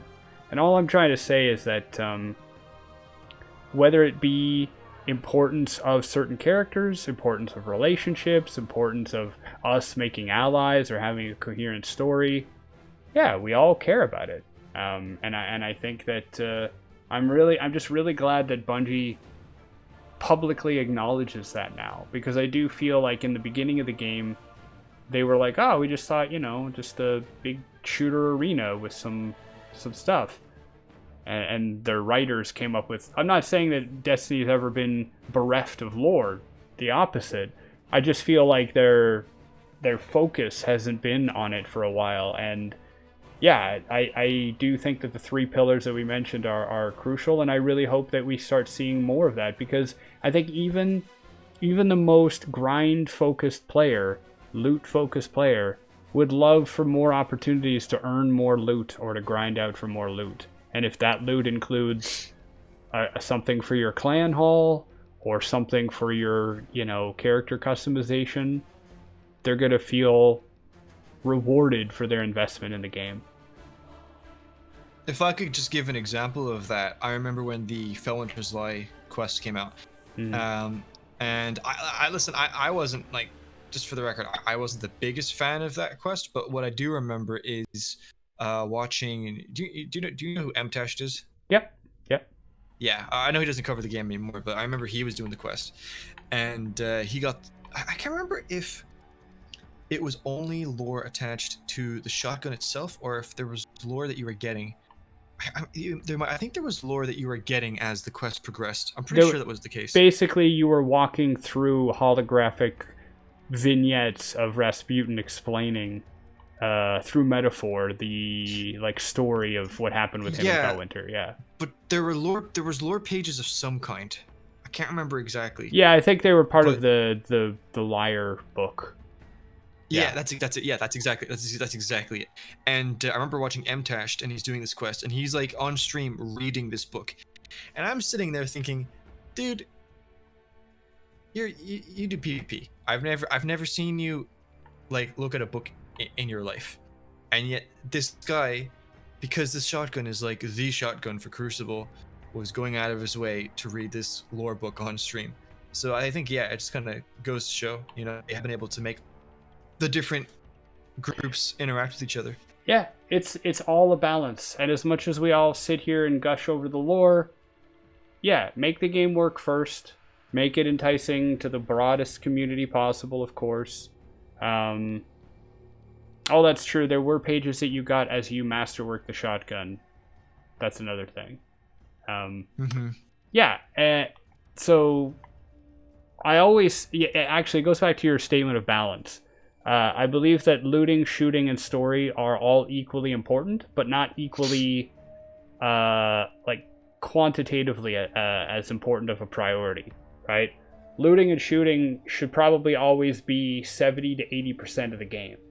And story, lore, whatever, should be 20 to 30% of the game in terms of effort and priority. But that, But that can go a long way. You give me a few voice lines, I feel more immersed. You got more people interested, understanding the story. The fact that most players now understand the seasonal story is a revolution. And it's, as a lore content creator, it's very interesting to go from, okay, I have to make a video that explains what the heck happened this last season. Now you have to shift toward, well, I don't need to do that. Everybody knows, because even if they skip the cutscenes, there's radio things, and there's like, there's all this evidence as to what happened, and people are already talking about it because it's interesting and connects to the character. So now you move into even deeper analysis. So yeah, I think it's all a consideration and balance. When I'm talking to people who are all they do is play PvP in and out, I don't bring up all of this like stuff. But once they're in a happy state, or they acknowledge like the pacing of game development, then I might say, hey, would this be cool? Would you like this? And they usually do. They usually don't want it to be prioritized over whatever else they want fixed. And, maybe on my worst day I might feel the same. But we all, Destiny has a lot of potential, and I'm so glad I don't work for Bungie. I'm telling you, I cannot comprehend trying to make a game that can go in this many directions and appeal to this wide of a community. Like, it's impressive to me. As a Canadian who lives in France, got friends all over the world, plays with people regularly with very little problem, it's amazing. But I would not want to work there, because trying to please everybody would rip me apart. Like, I don't know how they do it. So good, bad. I think they've written the line as well as they could, and I'm definitely excited for more. So I think we should probably do a bit of a podcast outro, just because it's becoming 1 a.m. my time. I'm still here to do some Q&A after, but I think in terms of like full sentences and everything like that, we can probably wrap that up. I just want to say that again, I really appreciated you coming on here, and I have thoroughly enjoyed this conversation. I really have. I think it's been very good. I'm very thankful for you reaching out and inviting me. I'm always looking to meet new people in the community and support people. I mean, the algorithm really pushes for competition, but really I'm just happy to see more people out there doing stuff, exploring stuff, and it's been a great conversation. So I hope the first of many. I hope that my stream has had a good time. I think they have more questions for you, and if your stream wants to connect with me, feel free. Kaz_PhD on Twitter. All my other links are there. Come say hi, and thanks for having me. Did you want to send any questions my way, just as you mentioned, or? I mean, I kind of did that as an outro, so that if you were going to cut this off and put it into a thing, then you can. But okay. I always. I gotcha. Yeah, but no worries, Town Mom. Catch you later. Chad, if you have any additional questions, a question came up earlier for you, kind of an opinion question for you, Ben, is Sure. Adventures. You remember those? Adventures? Yeah, I do, yeah. You want them back or not? Did you like them? Or not? Ooh, look at that delay, Chad. What will he say? What direction will he go? Okay, so in Destiny 2, like, when we learned more about it, I remember I completed the story, and the main story, and I remember going to bed that night, and I was thinking, like, of all the things that I still had to do. Like, I have to do these strikes, and then there's gonna be this raid, and one of the things that got me excited was I haven't explored all the lost sectors, and there are so many, like, adventures that I haven't done, and they're all basically like a story mission each. And if I had it my way, I would have them bring them back. But the reason why I kind of don't want them to is because I don't feel like, I could be wrong, right? And I kind of hope I am, but Well, no, I kind of hope I'm not. But basically, what my opinion is I don't necessarily feel like Bungie can implement adventures, good, decent adventures, without taking away from other parts of the game. Because another thing as well, right? As much as I love them, like, I don't know, I never really felt like they had that much replayability. You know what's interesting is that they took the concept of Lost Sectors and they revamped those with Beyond Light, with the exotics. Yeah. I never even thought of something like that. That's a really cool idea. So maybe they could do something like that, but I don't know. So I'll just say I really enjoyed the adventures. I didn't necessarily replay them that often, but I feel like they added a lot of value. Not maybe necessarily to the game, but the destinations. They gave a lot of value to the destinations. And if they could bring those adventures back without taking away from any other parts of the game that need it, like, I'll be honest with you, like, we need Crucible maps. Yeah. If we got like 2 Crucible maps in Witch Queen and like 10 adventures, I'd be like, okay, I don't think that was really the right call. Yeah. I think you'd be getting a lot of angry people. So yeah, that's what I think. But I think they're great. I think they're really good. Yeah. I think another thing is something like what we got in the what was it called? The things in Season of the Drifter or whatever, when you met with the emissary. You know those missions where Yep. Yeah, the invitations things, of the 9 or whatever. Yeah, that invitations, they were really cool. I really liked those. Stuff like that. I really do enjoy that kind of content. I came to the conclusion of the 3 pillars that I said because of the invitations of the 9 and the Oracle as well. Yeah, and the, what are they called? Like during Season of Arrivals, whatever those quests were called, like where you had to go back to Eris at the Tree of Silver Wings. Yeah. Interference, I think, was the mission, but yeah. Yeah. I came to that because I thought, wow, this is brilliant. You have a weekly thing where if you do it, you get a pinnacle drop. So there's your loot. Yep. They're like players who don't care about anything else in the game, who just want to level up as fast as they can. Boom, motivation. Great. The grind was fairly fine. It was do the public event, do a few other things, go do this one mission. So the grind was like approachable, which is pretty cool. And then there was story.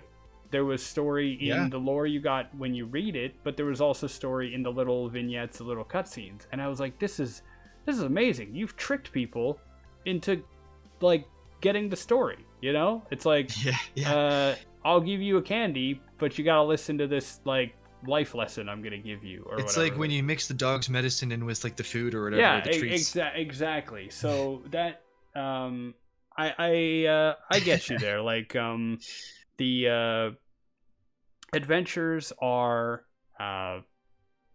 interesting. I mean, purely on the merit of what adventures are, I love them. Adventures satisfy a number of things that I like. They are side quests. That allow you to develop certain stories or certain character relationships that don't fit in with the major plot. Like, you know, you're watching a major movie, there's no time for these 2 characters to hang out, even though it'd be really cool if they did, you know? My favorite adventures were probably the ones on Mercury, because like you get to visit Mercury in the past and the future, like once during the story, but then you get, the adventures, you get to kind of explore them a bit, and then like sure enough, in the future when you see Saint 14's body, like that's really cool. That's really cool, and it fleshes out the destination a lot more. Yeah, that adventure was great. Arecibo, which kind of predicted the Warmind, because your ghost got taken over by Rasputin for a short bit at the end. Yeah. That's cool, honestly. And this is a really specific one. This is a whole topic of its own. I don't want to go too far into it, but I forget what the adventure was called. It was on the EDZ, and you're investigating the Cabal or developing some kind of new fuel or something for their tanks, and you discover where it is or where it's being made. and I think it's like Hawthorne and Asher Mir, or maybe it's Sloan and Asher Mir on the radio, and basically they give you a choice. Do you go and just blow up the tanks, or do you basically like poison or dilute the fuel so that when they use the tanks they blow up? And the difference being that the second one would allow you to like blow up more, like it would allow you to kind of deal a more strategic critical blow to the Cabal, and you can actually choose. Yeah, you can actually choose which one you do, and when you do, there's dialogue from them. Asher Mir will say something like I play a Titan, that's what I main. And Asher Mir, when I chose that option, he was like, I didn't expect a Titan to have a warlock's mind, or a warlock's thinking of strategy or something. And yeah, like I loved that about Adventures, where they offered the ability to make choices that are interesting but don't like break the game or whatever. Yeah, we got people in the chat talking about like the one where you could make the light with the synthetic traveler's energy on Io, and that was a good one. Yeah, stuff like that. Yeah, the one on Nessus that talked about... Actually, the funny thing is, the one on Nessus that talks about the Leviathan is like one of the only things before doing the raid that actually gives you context as to what the Leviathan is. Because basically your ghost is like, I'm intercepting transmissions. Oh, this is weird. Apparently the Emperor wants to turn Nessus into wine? I must be translating that wrong or something. And you find out, actually, that's something that the Leviathan does. It eats planets, you know? Personally, on what they are, Adventures are pretty cool, and they allow for an exploration of other stuff. But in terms of how they fit into the game, I agree with you. Like, we can't have them replacing other content. They have a hard sell on replayability. But this is a thought I haven't fully formed, even though I've workshopped it a number of times with our community. There is room in this game for what we call a B plot, a side adventure, stuff like that. I think there is room for a either short-lived, fun, but preferably a longer-running, repeatable kind of storyline. So I'll give you my short pitch. Imagine some kind of ongoing story quest that deals with Fenchurch, the guy who brings all the cool stuff for Tess to sell, and or the Drifter, and or like treasure planets, like the Cabal treasure worlds. Yeah. Yeah, we've come up with a number of different ways that could go, where we receive a distress call and we find a new region in space, and it's a Cabal like world, but it's booby trapped like the Menagerie. And then the Drifter finds out that you've been like running a scam behind his back, so he wants in. It's something I imagine would be really cool to develop over a long time. It's like an interseasonal story. And when I tell people this, they usually say, well, that's a lot of work, and also they have the main story to run, and that's quite a lot already. And I agree with them, which is why the way I would do it is once a season you have like hints toward it, or you might have like one adventure or whatever that you can replay if you want, but it's like one part. Imagine telling a story. Imagine you're watching a television show and that's the main season, but every like episode there's like a reference to something that doesn't quite follow the main storyline. And once you watch the full season, you're like, oh, and then maybe you can have a relationship that reflects plot A and plot B, where the treasure planet thing becomes important to the main storyline for a moment or whatever. It's too long of a topic to really get into, but the short version is that the game is getting better at feeling more alive. but it still does sometimes feel like isolated seasons, and then big expansion, and then isolated seasons. So I'm hoping to see more development from season to season. Like, the EDZ church still doesn't have doors on it. The Elixni district, there's lore that talks about them wanting to build up the Elixni district to be something bigger and better. I don't know if when we're gonna see that, considering the old tower is still under construction, right? And not a complaint, really. Like, Bungie's doing their thing. We've already talked about that. It's just a hope that Bungie finds a way of introducing narrative and world building content like, do the big stuff and do the seasonal stories are fantastic and they're working out well, but trickle in this other stuff every now and again. In Season of Arrivals, people were literally making articles and videos about what new stuff was in the tower, because all the worlds were evacuating, right? So every week there would be new crates from Io or Mercury in the tower, and people were just wandering around looking at it.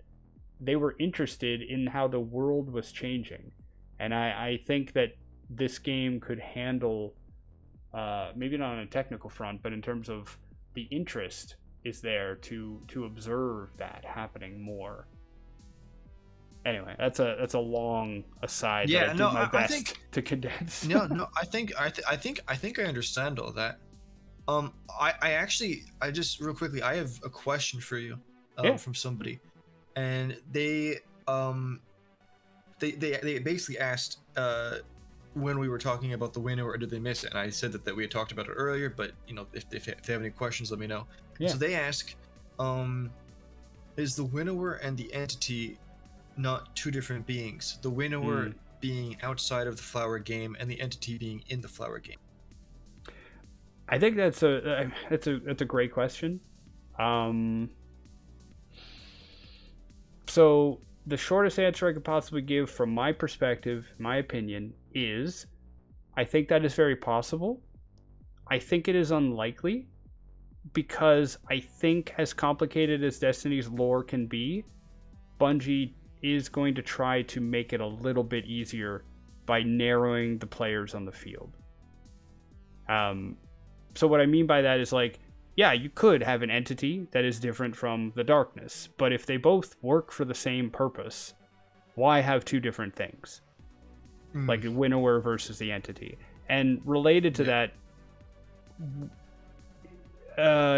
it might be narratively challenging to have a character like a winnower who is more powerful, but either can't or doesn't interact with the universe, other than maybe communicating. You know what I'm saying? Like, my theory. A possible parallel could be the gardener and the traveler. Yeah. So I don't know. We don't know, and it could go in any direction. Personally, I think simple might be best, and I personally hope that the darkness, trademark, the winnower, and the entity specifically are all the same, evil, quote unquote, thing, and they're just different names. And that's not to say that's all there is. You've got the light, the traveler, the gardener, the darkness stuff I just mentioned, but you could have other things, the Aphelion, the veil, like all this other stuff. But I think in terms of like classifying them that way, I personally believe that they're the same thing, and I think I think it just makes the storytelling a little bit easier. But hey, if I'm wrong, tag me, because it will be really interesting if they are different. Because again, like, Osirathun said, the fact that there is a difference is interesting. But I think my take on it. So, So I really have I put a lot of emphasis on this character called the Winnower. And the main reason, because if you think about it, it's kind of strange that you would do that, because the only real time you've ever seen like or heard of the Winnower being mentioned is in that lore book, really. And again, you can just look at that as a metaphor, right? So why do I think that there's a character like actually called the Winnower? No, actually, okay. Well, apart from the fact that I do believe that I've heard the pyramids referencing the Winnower, but apart from that, if you look at D1's lore, even then they're referring to a character called the Gardener. Now, we didn't necessarily like know too much about the Gardener, the importance, but Rasputin, and I kind of, you see, I kind of dropped it by accident. I referred to the Gardener as a she. My like my basis for that comes from the fact that Rasputin specifically refers to the Gardener as a she, and that even she like couldn't The defeat. Winnower does too. Yeah, exactly. I'm just saying, you know, because you could say, well, it's all just a big metaphor. Well, Rasputin's not a metaphor, so like because that like there's an actual, because like in terms of a being that's actually like in charge of the light or controls that power, I've never heard of any other name but the Gardener. I've never any other name. And in regards to the darkness, right, obviously it's just, oh, it's the darkness, but the Winnower makes a lot of sense. So, and also, you know, it's tied with the Gardener, so okay. And then there's like in Presage the End,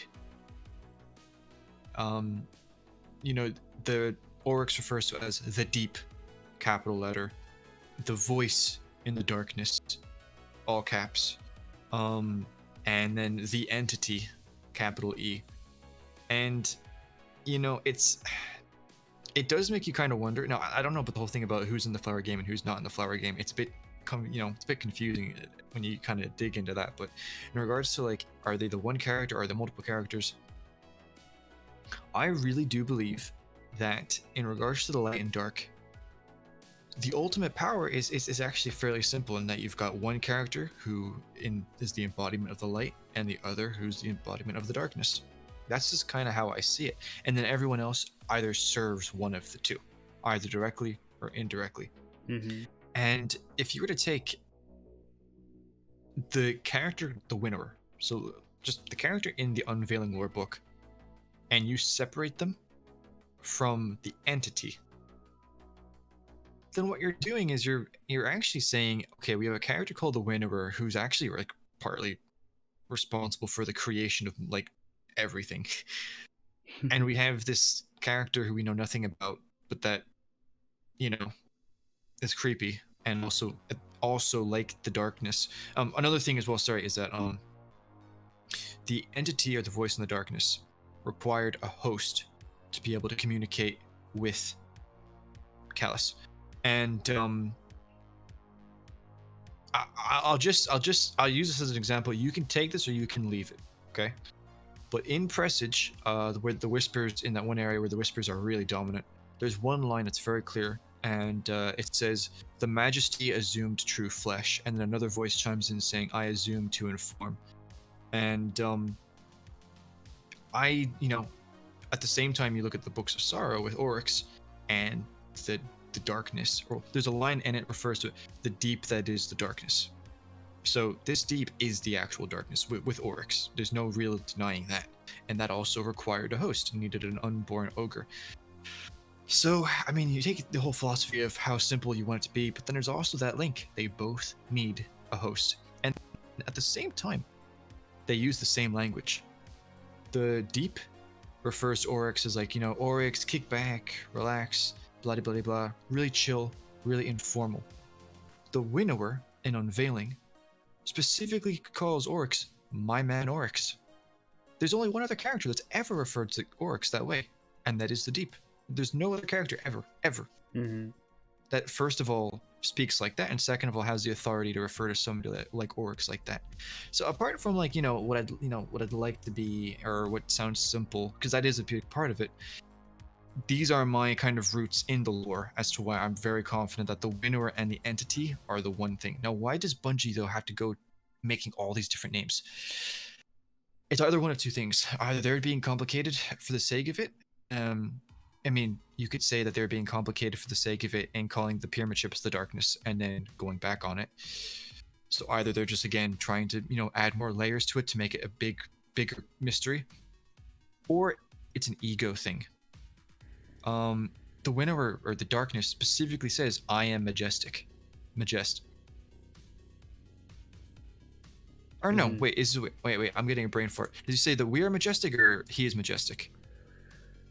Either way. Yeah, I just remember the word majestic repeated a few times. Yeah. Yeah. But either way, it refers to himself, I am the winning side. She will bow to me. That's also in the Shadowkeep lore. It could be an ego thing. It really could be. It could be an ego thing. In the unveiling, there's not really an ego thing at all as to why he pulled the knife on the gardener. Not really. It's not like, oh, I don't like you or I'm better than you. It was more, if you think about it, technically, the Winnower was kind of the good guy. Kind of, because he felt like this is going to cause chaos and pain and suffering if they do this. So I don't know, but yeah, to answer you, I know it's long-winded, I apologize, I'm getting tired now, but it's either that I do believe in character, but I think or it's an ego thing where the Winnower likes giving themselves titles and making them to seem, very whatever. Another thing actually though is who came up with the name Entity? Like the Cabal, where did they get that from? Did Callus? Because we know Callus is really big on titles. Are those titles Callus gave it? Because if you think about it, they had those names before Callus actually communicated with the Entity, right? So either they made them up or they got them from somewhere else. So where did those names even come from? Technically, the only name that we know for a fact is related to the darkness is Deep and the Winnower. So that's just that. That's food for thought. Yeah. No, I think that's... Yeah, I mean, Bungie uses terms interchangeably a lot. I think another aspect as to why there might be different names is because there are different groups who, it's kind of ego, but it also builds up the mysteriousness of it. I mean, the Elixir used to call Traveler as well. Yeah, they used to call the darkness something like that which cannot be stolen from, or something like that. I actually don't remember. That was in the like Beyond Light kind of collector's edition stuff. Like the Machine God versus the Traveler, maybe versus the Gardener. The console says that other names for the Traveler are probably more accurate for what it is than the Traveler. Goal is like they call it the Traveler, and then console says something along the lines of how other cultures have a more accurate name or whatever. Mm-hmm. So that could be it. Yeah. It's just that we're used to there being one. Exactly. I mean, somebody brings up the fact that the cultural languages, the Cabal call the Nine, and I'm probably going to say this wrong, but the Enid, it's their name for the Nine. And that again, that's a little confusing, right? It's like jumping into Destiny as a new light, not knowing how armor works. It's like, wait, you said the darkness, or do you mean the entity? Yes. Well, wait. Exactly. So. But I think this has been good. I'm gonna probably jump out of the call here and say goodnight to everybody and everything. But no, this has been absolutely fantastic. So I really hope that I hope your community keeps doing what they're doing, and feel free to same to you. Yeah, feel free to hop over into mine, and encourage mine to hop over into yours, and just keep exploring it. Keep an open mind. Embrace other opinions. And don't get too burnt out before Witch Queen, because we're gonna be glued to our screens when it comes out. Also, the first day is going to be a rough day. All the servers are going to be down. You know it. I'm really looking forward to seeing the story unfold and hearing all about it from everybody's experience. So Yeah. Ben, thank you very much for Thank you inviting for me in. coming on. I really enjoyed this. I really did. It was very good. Yeah, it was And great. yeah, I look forward to talking to you either in a Discord sometime, or if you want to do another podcast sometime, or if you were talking about the Vanguard, or not, yeah, if you like the panel about the Awoken or anything else, if you want me to come on to anything, just let me know. Yeah, I'm sounds great. more than happy to. Awesome. Well, thanks again, and you have a good one. Yeah, you too, man. Take care. All right, bye now. Whew. Yeah, less than 6 weeks, baby. Awesome. All right, chat. It is 1:25 a.m. for me. Got work in the morning. Gotta head out. But that went very well, I think. Very cool to talk with. I think we both were a little long-winded at some points. I could feel myself like talking too much, and I was trying to like put everything into a little box, you know. Did I just use my outro quote on Vent? Not exactly. No, I mean I modified it a little bit. It's good advice, but yeah, I think it was good. No, it was nice. I really enjoyed that. It was nice to have somebody reach out and to grow, and I really hope that that we can keep working on stuff like that. So yeah, chat, if you Venextron, spelled just as it might sound, Venextron, he's in our Discord server. So if you want a link to his server, hit him up or find him on Twitter. Also, also on YouTube, and check out his stuff. Why not? Broaden the perspective. So, I'm gonna be jumping out of here in a moment. Next up on the calendar, the next big thing, this Saturday, we will be hosting a lore panel on the Awoken. The D&D stream has been postponed. 2 of the members of the game have fallen sick. One with COVID, one with the flu. So we're not going to be able to play this week, unfortunately. Hopefully we're aiming for next week. So I'm going to talk to them and try to nail down a schedule. Yeah, trying to get a D&D group together is like trying to get a new raid group together. It can be tough. But yeah, Saturday we're going to be doing the lore panel. That is set. The event is in the Discord if you need it.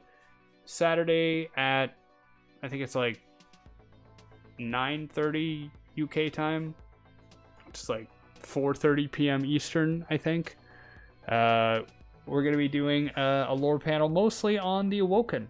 Yeah, the 4th Grimoire anthology, which is mostly the Marcena, the Season of the Lost. I'm excited. I'm going to have 2 people in here who haven't ever been on my stream vocally before. One is Little She-Bear. She's got a background in literature and history, so I'm always learning cool stuff about, ancient cultures and things like that from her. And Scarlet Rebel. Scarlet Rebel recently joined the Discord community, even though she was there a while ago. She's a lore content creator who her most prolific work is her look at queer representation in video games, specifically in Destiny. So she's done a really cool breakdown of videos of looking at, Marasov and Shur Ido, or Anna and Cameron, or I can't remember right now. I need to remember this. Ariana 3 and... Oh man, my brain. She's a Striker Titan. I'm tired. What's her name? Gosh darn it. Ariana 3, who's a Warlock. Awoken. No, Exo, obviously. Last and surest argument. Wei Ning. There we go. Thank you. Yes. Great set of videos. So it's going to be good. I think it's honestly going to be me just listening to the 2 of them, and maybe 6 asking them some prompting questions. 6 Foot Dwarf will be on the stream as well. So it's going to be a good time. I am working on putting the grimoire reading up on YouTube, but the entire length of both streams where I was reading the 4th grimoire book, it's like 6 hours long. So part of me is like, I don't know if I want to make that video because I don't know if anybody will ever watch any of it. The other part is like, I don't even know, like, I have to leave my computer running overnight or something to render that. Like, it's going to take a while. But at the very least, this panel will likely go up at some point. The one on Saturday will go up on my YouTube channel at some point. And maybe the grimoire one will go up as well. So, yeah. Well, most of the people have dropped off at this point, which is pretty fair. Oh, got kicked to orbit because I wasn't moving. Cool. Good enough for me. Thank you all very much for hanging out and watching. Really appreciate you sticking around, all your questions and conversations. And thank you for your patience and acknowledgement that sometimes I wasn't able to interrupt or ask your question or answer your question because I was treating it mostly like a podcast and less like a stream. Thanks, Dork. Catch you later, Dork. But yeah, thank you all very much for hanging out and watching. We'll be back later in the week. Hope you're having a good time out there. As always, be safe, be kind, and we'll see you all next time. Bye now.